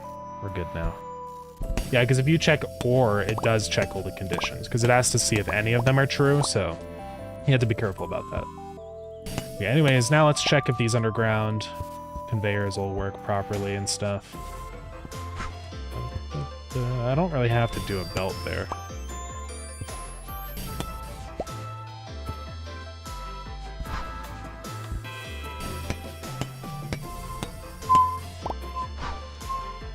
Alright, let's check it out.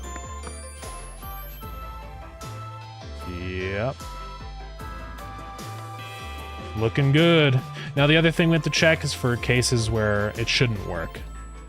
So like, we have a splitter like this. It should not input into that underground because it's not the correct type. Yeah, so we're good there. It failed too. You can see it just didn't do anything. So that's good. I don't think there's really much else we need to do. There's some other minor checks we can do, like making sure a mover doesn't push into here like this. Right. Yeah, it doesn't work. We can do the same thing the other way too, which is like this. Make sure it can't input. Which I think it might have just input an item. Let's see, did it? It did input an item, which I'm not sure how that even worked because that shouldn't happen. It's not going to do anything or change anything. It'll just kind of be stuck in there forever, but... Well, let's just go add another little check on the mover when we're caching the conveyor tunnel right here. We can just make sure that and obj out.dir is equal to our own direction. Not a big deal. Oh, but we check it right here. That's interesting.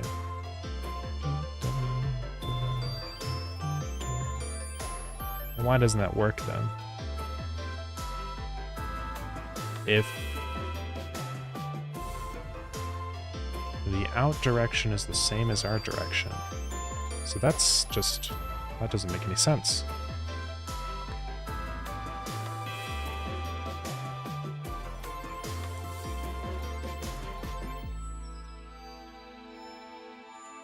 I don't know.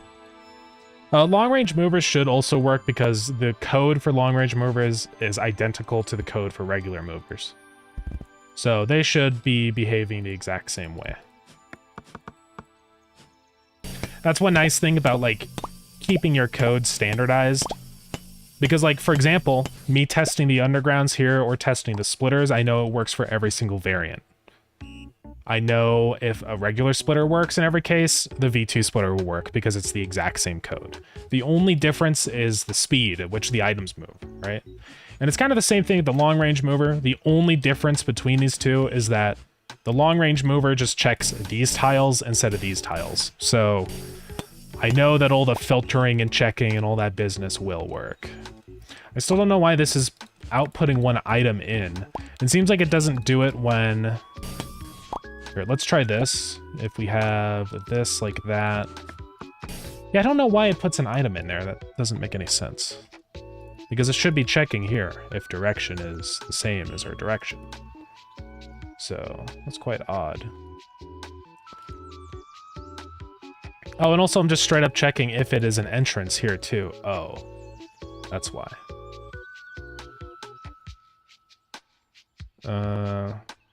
Because otherwise we're just saying if it's not splitter. Okay, easy fix. We just do this. Say, is a conveyor tunnel Let's just break this up into another check, honestly.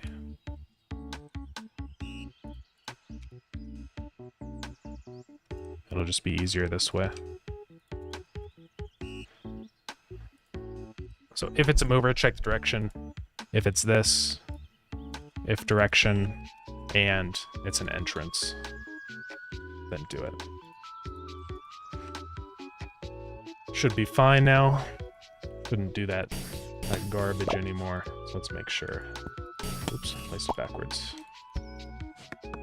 Yeah, so now it doesn't attempt to do that anymore. Cool.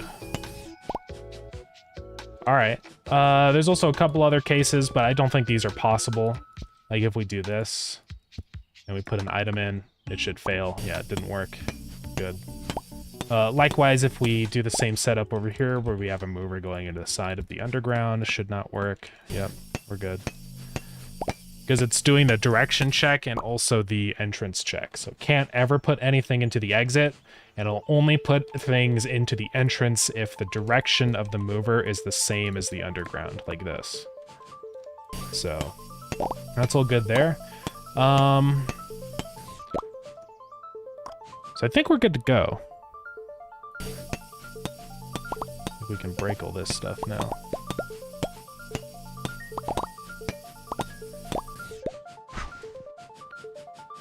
Long range mover and a splitter, where splitter already has a conveyor and its input.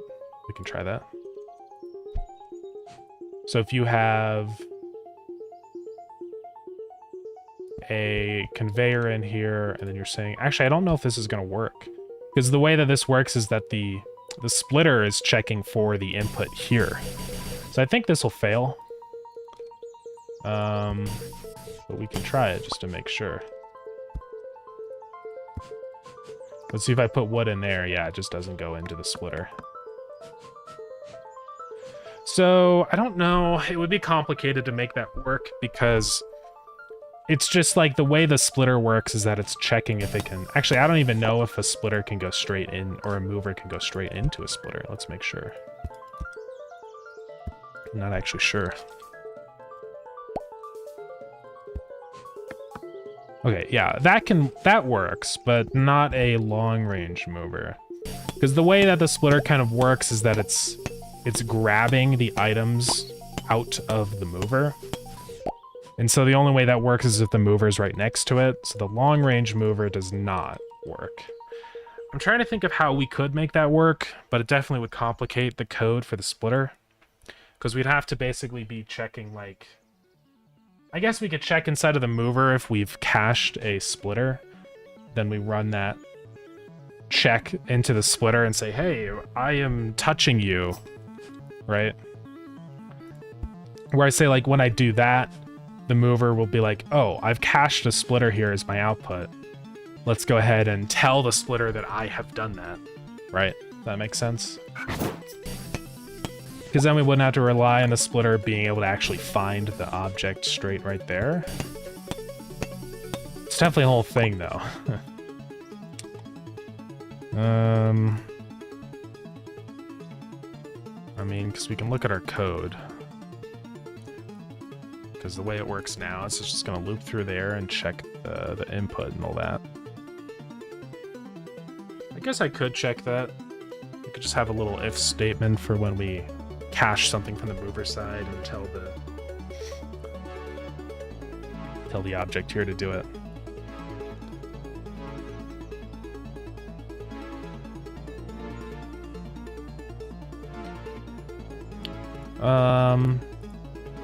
And I could convert this to be a this right here to be a its own function.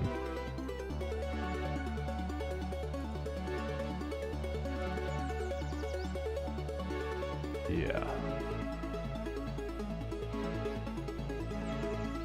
I would like it to work, so it would just be nice, right?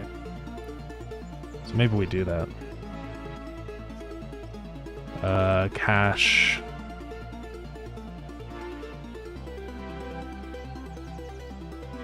So we're gonna pass in the object, also the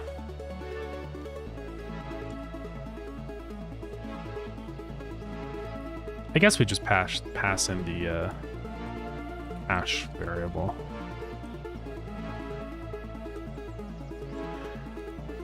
Because now when we say that, we're just going to say cache object, cache var, which will be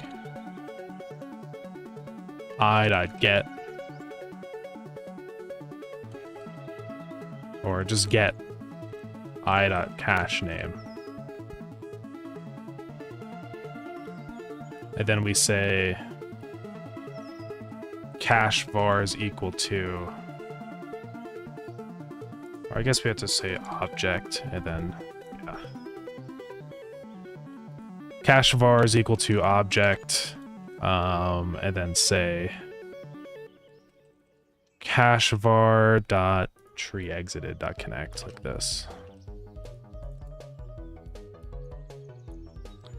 And we can figure out the way we can do this. So we can just say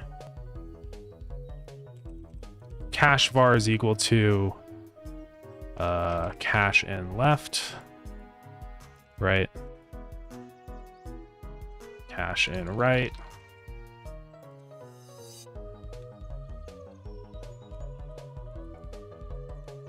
cache out left, cache out right.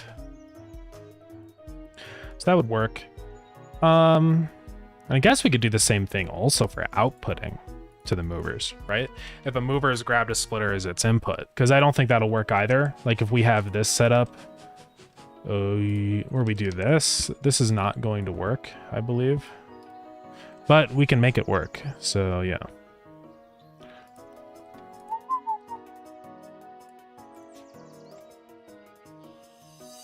So this also has to pass in our array object now, and that. But the thing is if we get that, that's not really a reference to... I think what we need to say instead is actually just make this a string, which is var...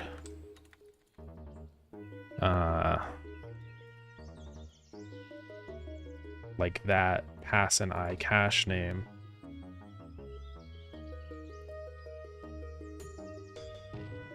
And now we have to say...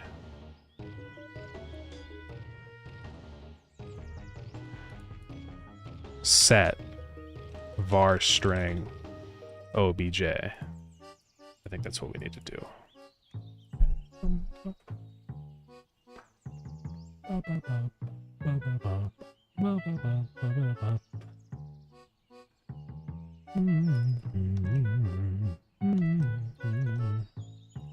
Now we just do this. Because if our object is equal to our cache in left, then we know that that's that one, and yeah, I think that works. So let's try and set that all up then. So we can get rid of that. We also don't need to index anymore. We get rid of this one, because now we just say set the string and the object.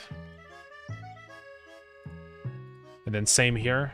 We're going to say cache object, conveyor I.cache name,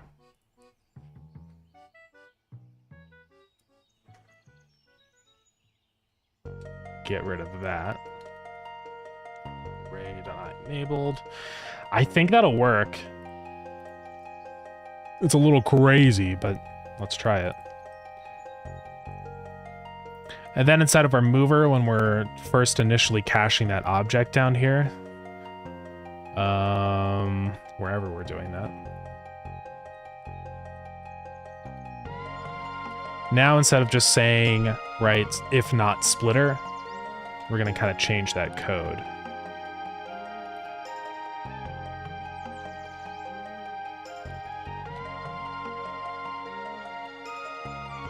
I think I have somewhere where I say not splitter. Maybe not. So, hey, Devdaniel, welcome in. Any updates I missed for Docker support? Docker support. I haven't really been doing any Docker stuff. So this has an output to the splitter still, which is odd. Oh. I guess it checks... It's not... Ooh. Okay, we'll figure all that out.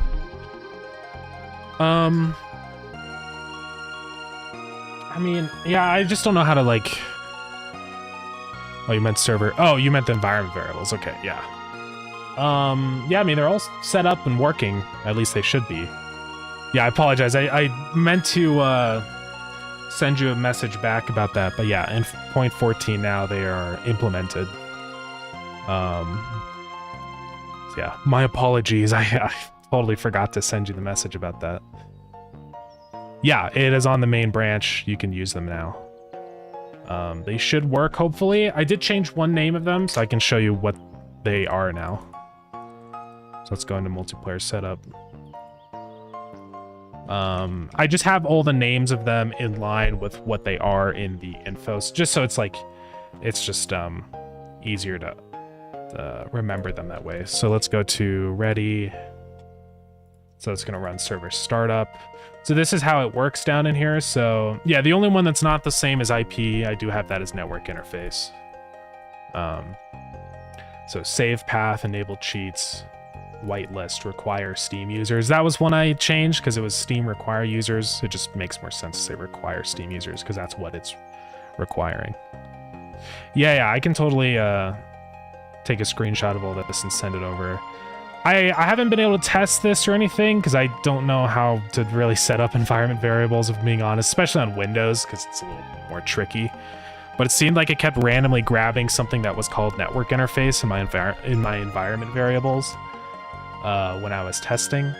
So I believe that it's working. The way that you have to tell it to use environment variables is adding this as an argument when you launch your server. So just keep that in mind. You have to do -envars. So I've sent you the, I'll send you the image of all of this. Yeah, let me know if it works. Hopefully it works, but we'll see. So yeah, that's all the environment variable stuff, all the values and stuff of everything. Same down here with the generation info, so yeah, let me know what happens there. If it doesn't work, let me know, and we can try and take a closer look at it and figure out why. I don't have a Linux computer on hand to really test stuff with, so it's tricky, but maybe eventually I will get a Linux computer for testing. I know I keep talking about it, I keep talking about getting a Linux computer, but honestly, I did a big cleanup of my Windows computer recently, and it's been running way better, so my desire to switch to Linux has decreased, I'm not gonna lie. But yeah.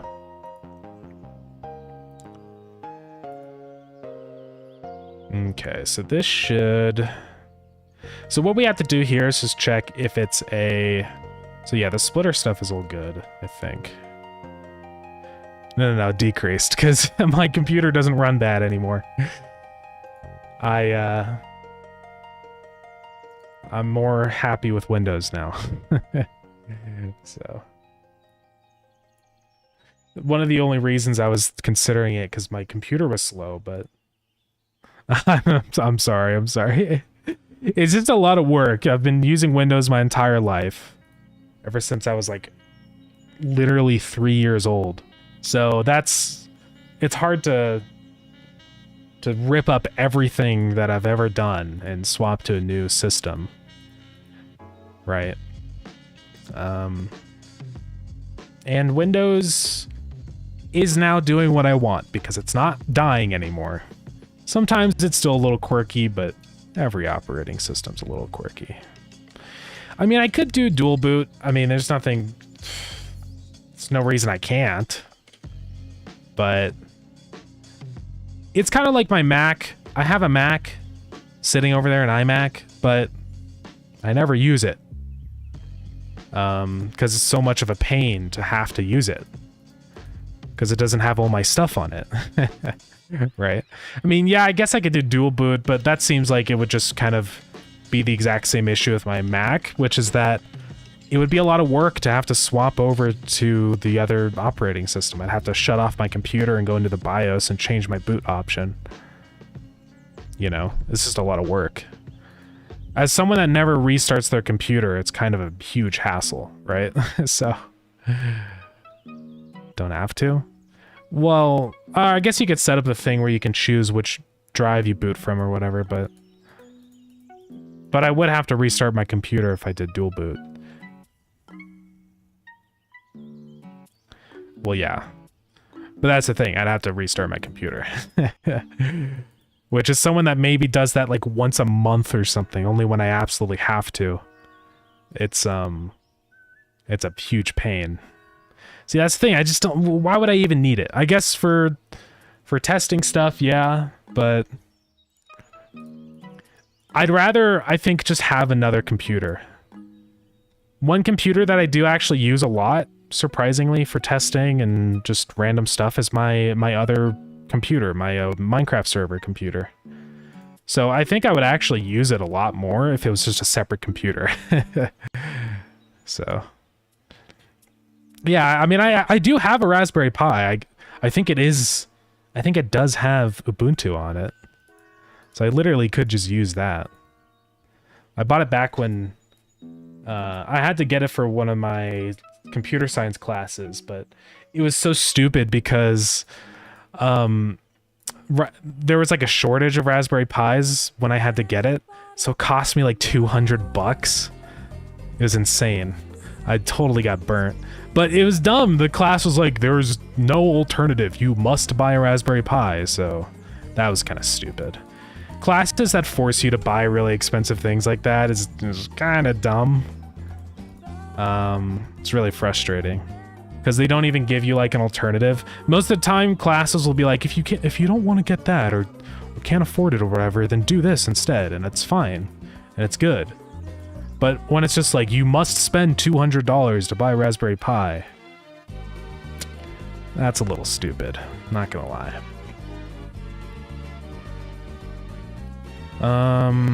Alright, so with the mover, we're also gonna have to figure out what direction or what side the mover is on relative to the splitter. So we've got to work on that now. But this will be really nice to be able to do that, to use long-range movers in conjunction with the splitters, because it's something that you were never able to do before. And it's always a little annoying. There might be a case where you have a splitter and you want to do a long range so that you can fit like another thing, I don't know, another thing in between it or something. Like you could do this setup where you have an underground like that, so these will both pull from the same slot. But yeah. Actually, that does present a big issue, now that I think about it.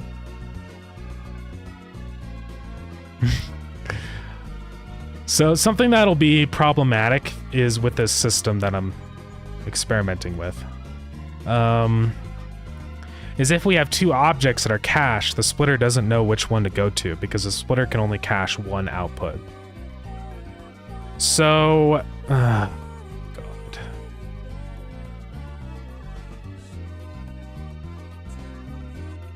Also, if we have a setup like this where it has a cache and we break it, it's not going to know to search for this one as its cache object.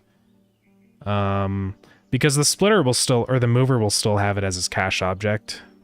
Yeah, I think I'm just gonna not... It kind of causes a lot of issues, and there's not really a whole lot of cases where you need to do this exact setup. If you need to skip past something, most of the time, just do that. Just have an underground belt. So I'm just gonna make that not a thing. I do apologize because I said that I would, but I'm now realizing that it kind of really makes things weird. So yeah, we're just gonna undo all the changes we did in here.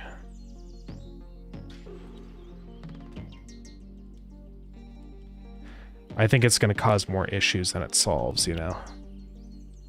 So I do apologize, but yeah, it's a little bit of a yike. Because it opens us up for this weird scenario where we have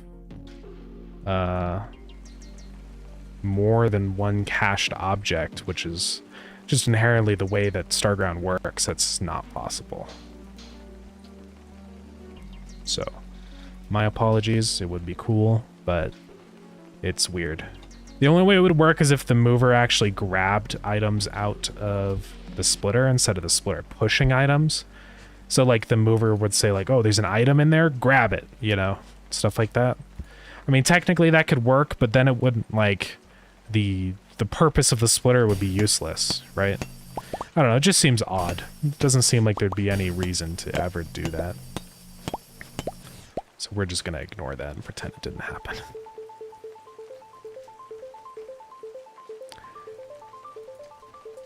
And then I don't have to have some weird, nasty function in here, so yeah. Probably for the better. Okay, so I think we're basically good to go. This is checking if it's not a splitter, which is good. Not a conveyor tunnel and also not a mover. Because otherwise those objects will be handling that, the pulling. Right, if we have a setup like this with multiple movers. Now we put some items in here. The mover behind it is pushing the item into the next mover instead of the other way around. I guess technically there could be some weird issues though. Like let's say you have... Actually no, it's fine because if you have filters set already, it won't matter. Right, but we have something with a filter like this and we're saying we need gears and we push in stone brick. Yeah, it won't push the item in because it's gonna... It'll still run the filter check right there. We do have to make sure that's gonna work with like all the other ones and stuff. Because if you have like a conveyor, I mean really the only one it needs to work with is the conveyor because let's see. That should not grab items. Oh. So it did grab an item. It looks like it's just that the filters aren't being set properly in the mover before the item actually tries to get pushed. But I bet now that it's actually grabbed an item, it won't. No, it's still grabbing the item. Okay. Well, we've identified a bug with the movers that we must fix because that'll break every single factory. Not being able to grab the right item is a huge issue. Yeah, it's just instantly pulling in any item that comes across instead of actually checking if it's something that can actually be put in. But don't think it's a huge issue. We just need to go back into the mover code. And before we actually grab it on try pull. Oh yeah, it's just because I'm not updating the filters when I'm actually grabbing a item here. So we just have to say update filters and then add item. I think that's actually the only issue with that. Now if we try that again. Yeah, we're good now. Okay. Minor issue. We got it worked out. Now these will be fine. Yeah, because they can actually input the item. Okay, cool. And then with the splitter and stuff, I actually don't think that's an issue because I think it'll run update filters. But let's make sure, right? No idea what's gonna happen here.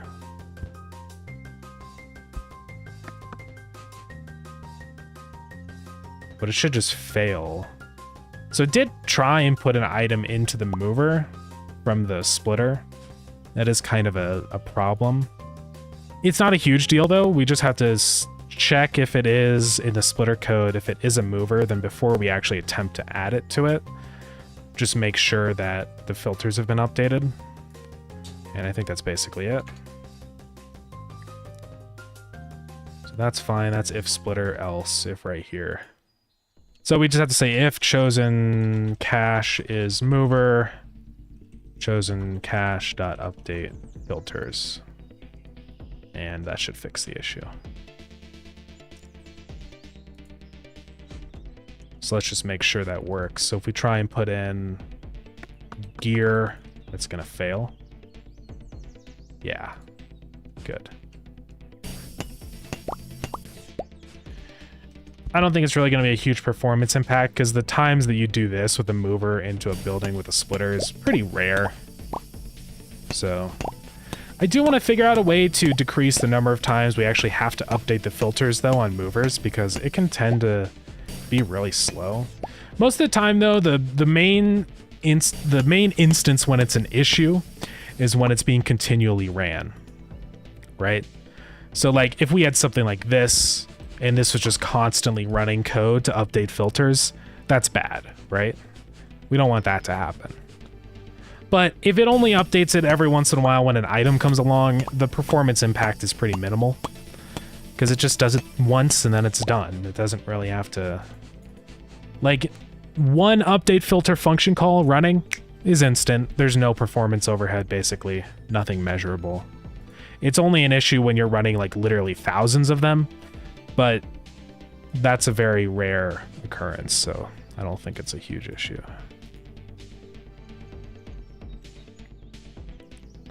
Yeah, I mean, you can see everything in here is pretty quick. Let's now, now that we finally made this change and made the other things work, let's load into a save and see what happens. Because it should all work now. So let's like load into this save. And I just want to see generally what kind of performance we're getting. I'm curious to see if the changes we made to the splitters and underground belts and stuff has actually improved performance. It could have.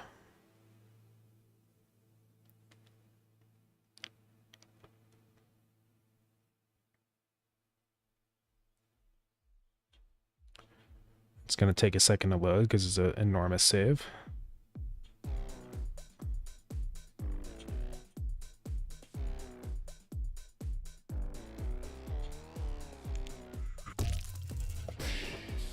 Okay.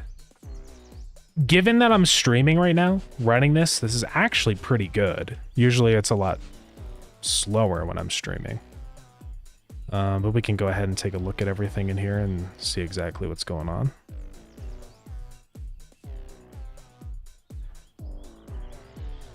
See, our conveyor stuff is like almost non-existent, which is great. We can look at what the conveyor is doing down here. So this is just a random point in time. Now, yeah, our conveyor controller that's actually calculating the item positions does have some overhead. 4 milliseconds isn't great, but given that there are 4,000 conveyors on this save, it's not that bad, and it is significantly better than what it was. So I'm not necessarily disappointed or anything by that. I think it's still a definite huge upgrade. I mean, you can just see what's happening around here, right? It's pretty good that it's able to handle all this at only 4 milliseconds. Because this is a lot, man. There is this, which apparently this item just didn't go through. So there might be an issue with that. Looks like there probably is.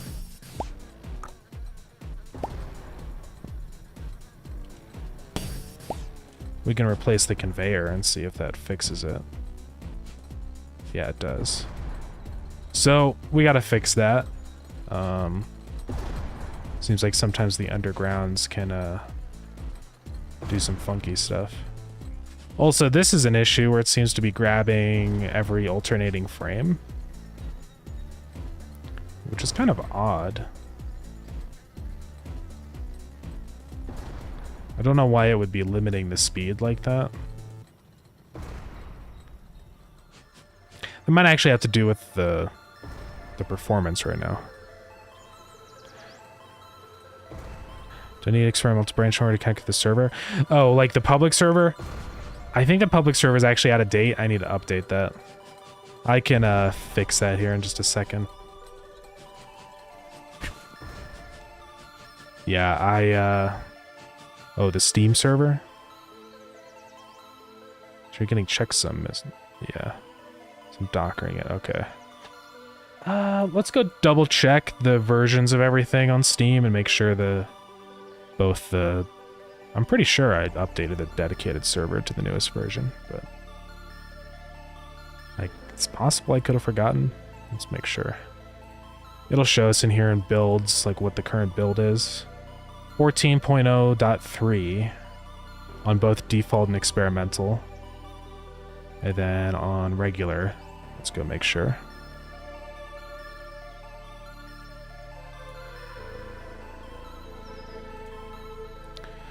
Yeah, they're both on the same version, so it should work. I'll just make sure that you're actually on the most up-to-date one. Sometimes Steam can be a little funny with like updating your version. So one just super easy way to make sure, like to force Steam to make sure it's the most up-to-date one, is just to verify integrity of files. And sometimes it'll give you a new update to install. So I'd double check on that. If you're still having issues with that though, then yeah, that's definitely odd. I can try and take a look at that probably. If you've confirmed that it is still happening. Oh, this is set to coal, but these movers are not filtered to coal. Is there something in here where the filters broke? Oh. It's not supposed to happen. I may have broken a thing here.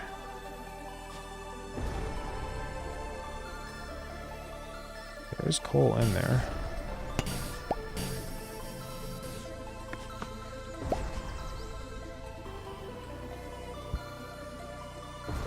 That's really weird. Well, it's filtered to coal. We'll take a closer look at that in a more controlled scenario. But I'll write that down as a possible bug. Mover filtering bug, question mark. Say, John Warner Studios, thank you for the follow. Still having the same issue. Odd. I mean, they should be the exact same version, right? They're not going to be different versions, so that's really weird. You're just stuck at joining game. Yeah. What is it? Is it returning like a exit message? Is it just saying disconnected from server? Do you have logs being generated when you try and connect? Because that'll tell you like exactly what it is.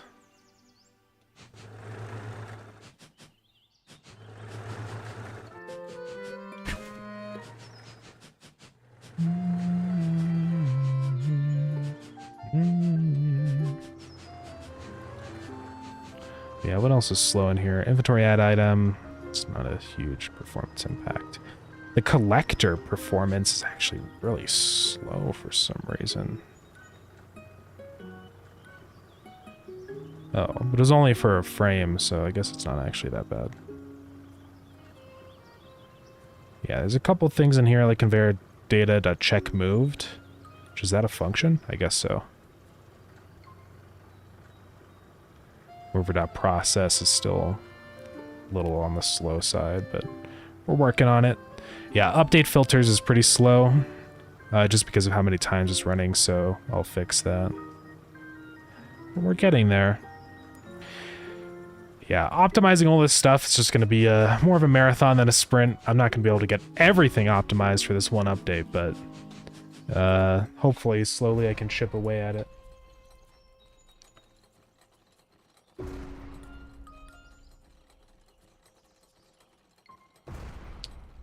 Alright, let's take a look.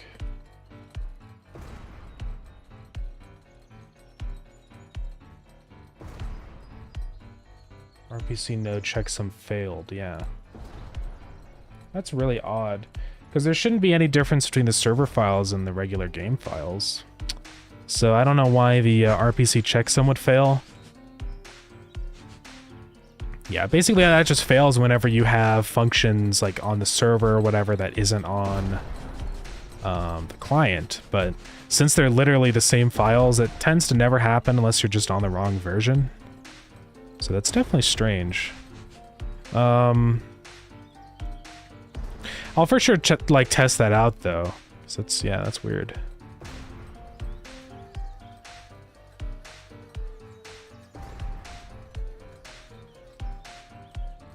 Looks like there might be a little bit of funniness with the, I'm gonna write that down.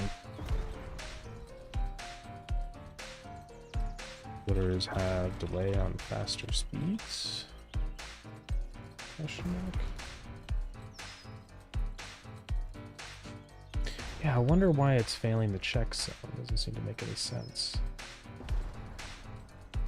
And you're absolutely sure you're both versions, the client and the server, is the latest build, right? Or at least the same build. Because that's the only time that issue typically ever happens. So that's odd, yeah. Not saying I don't believe you or anything, but... yeah, I don't know. Well, I can go ahead and test that out. I'm going to end stream right now, but... okay, odd. Well, there might be some kind of issue with the export then, maybe? Yeah, it's very strange. Because I'm pretty sure I'm able to connect to the public server. Which is running those same files. Let's try really quick, because I'm pretty sure it's up and running right now.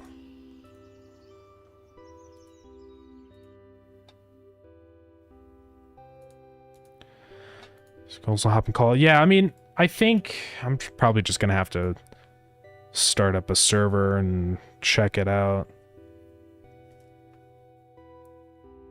But yeah, I mean, the public server is... oh, that's really odd.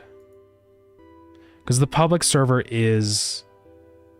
it's just the Linux download that I generate. Let's try and connect to the public server right now. I also need to make sure the public server is actually up to date. It's possible it might not be. Let me go find the IP again.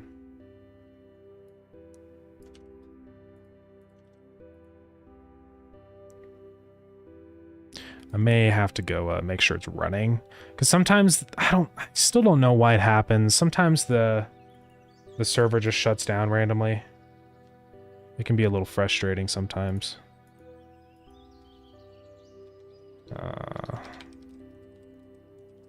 Oh, never mind. The server is out of date.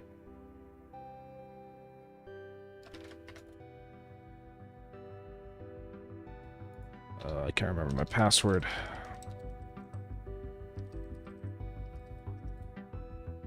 I got in. Well, let's go update the public server. Nice thing to have is that the server's logging its own version. Oh yeah, just like so you can know what the version of the server is.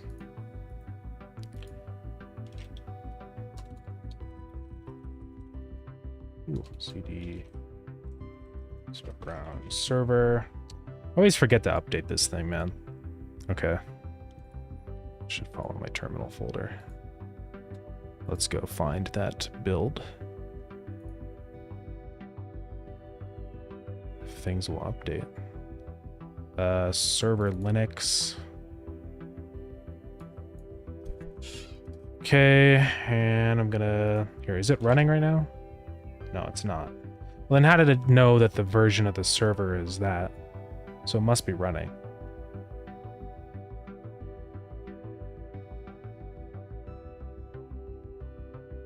It has to be running. Well then, I can't see the background process though of it, so I don't know where it is. Unless me logging into the panel just stopped the server or something, but I really doubt it.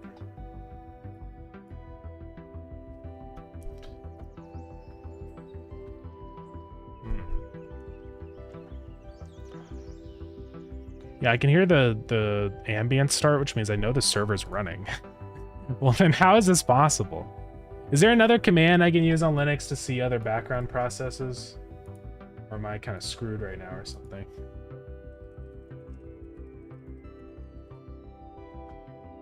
There's only one user, though. Oh, sudo ps?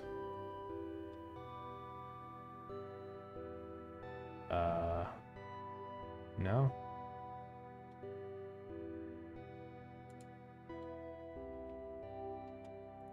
Jobs. Okay.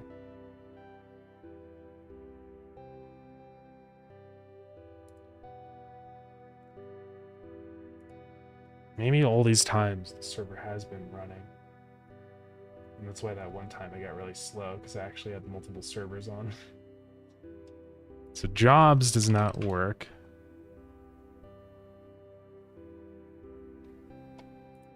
FG, but I need to, yeah.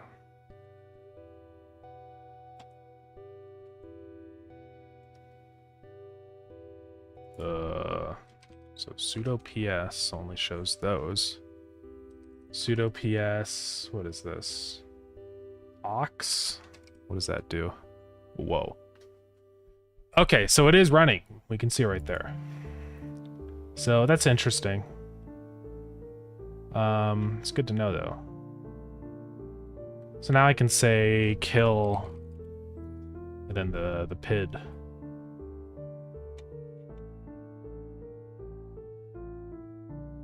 Wherever it is. 1526. And also kill 1523. Okay, it's already gone. So now if I list this again, it should be gone.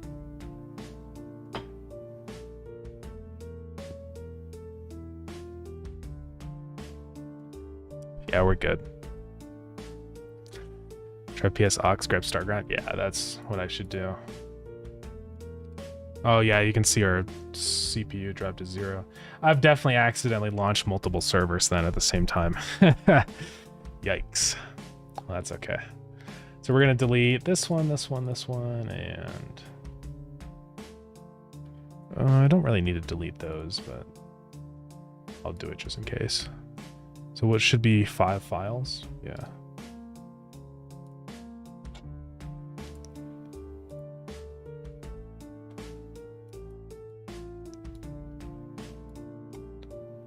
And drop them all in again. And now I have to do a chmod-r777 once these upload.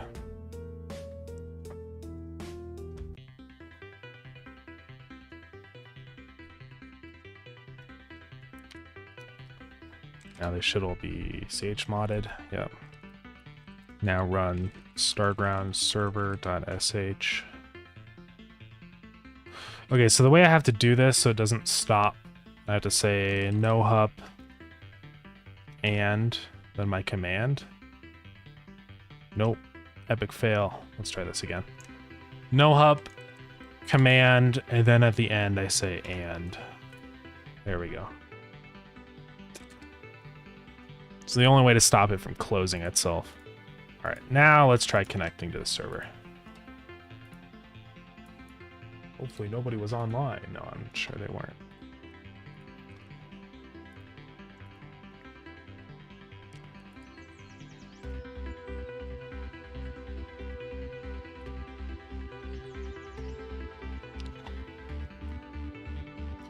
We can go ahead and go to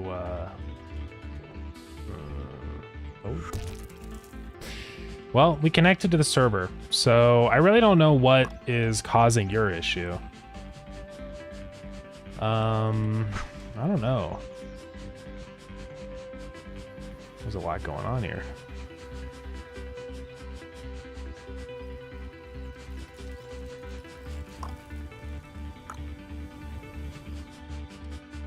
So much new stuff since I've last been here. It's filled with stuff. Yeah, it might be like some weird Steam thing where for some reason it's like not changing the files or something. I don't know, it's really odd. I mean, I can send you over the actual zip file for the build, just so that you have the most up-to-date version. I'll do that.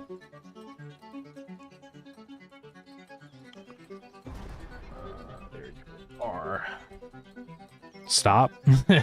What?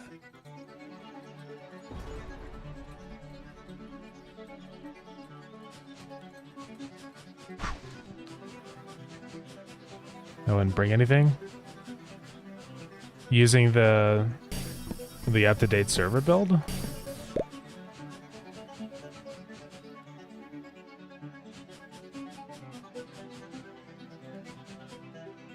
So want to have the latest version from Steam? Well, the latest version is on Steam. Like, I mean, I'm pretty sure. We can go check the file size and compare the two.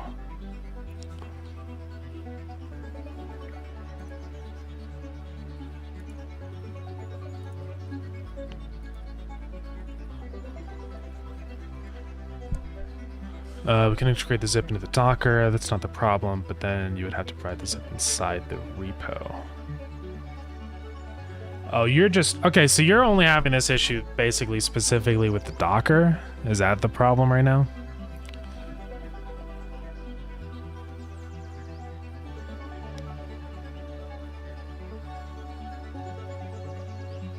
So are you generating... Okay, yeah, so you're generating the Docker from the files that you're getting from Steam CMD, right? So that's what I understand. And then the issue you're having is that it's not working with that generated Docker file. Download them when I'm building the image. Yeah. Odd. I mean, yeah, this is... We can look at the file that I imported here. It should definitely be the same.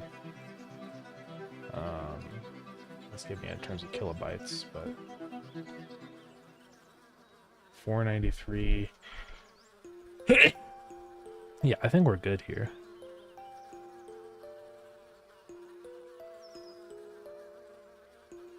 It's the same size. Thank you, thank you. Well, yeah, I don't know. It must just be like a weird Steam CMD thing, not updating the files.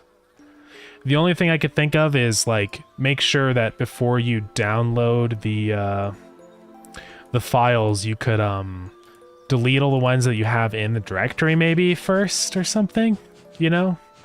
I don't know. Just in case there's like some weird issue with overwriting specifically. But it's definitely odd if you would have to do that though, you know? It's automatically done by Docker? Okay. Yeah, I don't know. It's a really weird issue. I'm probably going to be putting another build up really soon for the experimental branch with our new conveyor belt changes and stuff, so... I mean, you're welcome to, you know, try it again with that and see if, like, Steam is deciding to behave now. But yeah, it's definitely odd. Imagine we build an image as like a fresh installed server? Yeah, okay. What's this? Sid Meier's Starships? Oh. Let's double check that depot ID and make sure.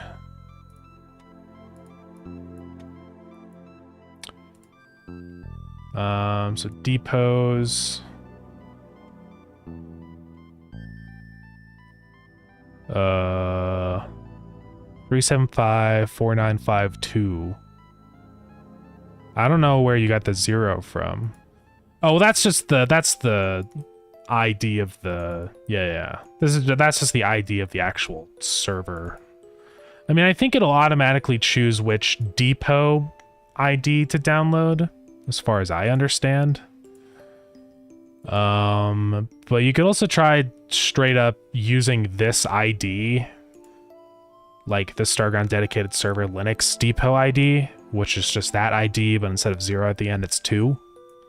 Maybe that's the issue, is that it's trying to download, or when you download it, it's downloading both depots or something in one. I'm not really sure. From what I understand, when I messed around, I experimented with Steam CMD to try download it, and I just gave it the app ID, and that seemed to work just fine. But yeah, double check and make sure, because if it is actually asking for the depot ID specifically, then maybe that's the issue. So welcome in, a mix of automation dungeon crawling like in classic Civilization games, but as RPG.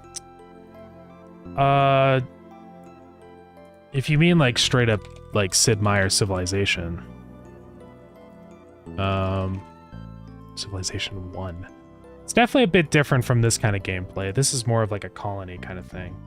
It's not, I wouldn't necessarily say Starground's an RPG. I mean, technically, the RPG is kind of a very, if I recall correctly, they need the app ID. Yeah, I'm pretty sure they need the app ID, but... Yeah, that's what I was referring to. No, it's not really like Civ 1. Civ 1's more of like a colony management game, but I'll show you what Starground's all about. We are going to end stream here in just a second, though. So Starground is a top-down game. Let's just load into one of these saves I made. If you've ever seen, Factorio or like Binding of Isaac and stuff, it's more akin to those kinds of games. Error failed to install app. Okay, so you do definitely need app ID. Interesting. I don't know. I'll definitely experiment with that more, but I do have to end stream here in just a second. So yeah, Starground's a top-down automation game and roguelite. So you build things, and then you can go into the dungeons and battle guys. Oh, that's a weird bug. How did I even do that? How did I make it do that? Must have been on the position or something. I got just right on the edge or something, and it like did a weird corner. It's kind of funny. I did like that, and then I went. That's so weird that you can do that. It's you have to be really quick with it though. Well, we have to take a look at that and fix that. Okay, let's snooze that out again. Yeah, Binding of Isaac is in like you crawl through the dungeons. Here, let's quickly create res scenes. Boom. And you can go to these dungeons on the Star Launcher screen and then battle guys in the dungeon. There's different enemies that show up and stuff. It's not, the combat isn't necessarily like Binding of Isaac. It's not like a ranged thing, but yeah. And you can make better weapons and stuff. I'm just gonna die though, because we're ending stream. Oh no. But yeah. Welcome to check out the Steam page though. That has way more screenshots and stuff of what the game's actually about. Alright, we're gonna end off stream. I'm glad we were able to get everything working. The splitters and the undergrounds and all that stuff. Still need some more optimization on the movers, but I have a plan on how to do that, which is kind of making it more signal based. So yeah, we're gonna look into that. Thanks for taking the time. Yeah, no worries at all. Thank you for the follow. I appreciate it. But yeah, we're gonna end stream. Thank you guys for coming. I appreciate it.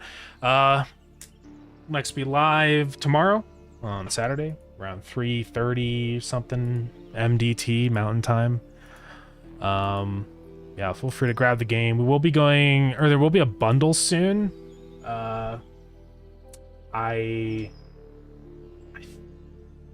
Just be on the lookout. I'm not gonna say anything specifically yet in case I'm not supposed to or something.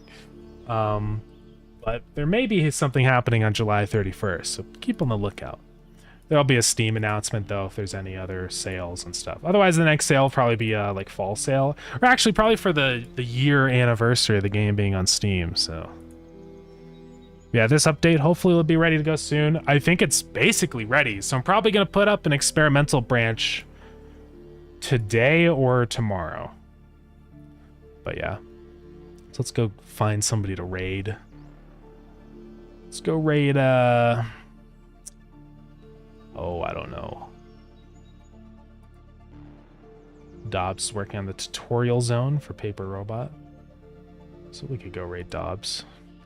Welcome back, Sheik. We are ending stream. I do apologize. Alright, let's go get that raid going. I know, I'm sorry. Alright. Raid starting. Thank you, gamers. I'll see you tomorrow. Feel free to join the Discord. And yeah, I'll let you all know on Discord when this experimental update is out. Hopefully it is good. We'll see. There's probably still a couple things we need to work on and fix, but I think it'll be overall a net positive change to the game. So yeah. All right. Bye, everybody. Bye-bye. And Devdinya, I will mess around. I'll download from Steam CMD and make sure it's downloading the same files, but definitely let me know if you figure anything out with the Steam CMD stuff.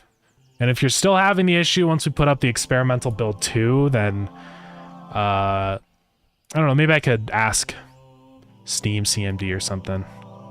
Also call about, yeah, I mean, we can call if you figure anything out. Otherwise, just let me know what's going on. I can't right now. I have to go do stuff, but yeah. Let me know. All right. Bye, everybody. Bye-bye.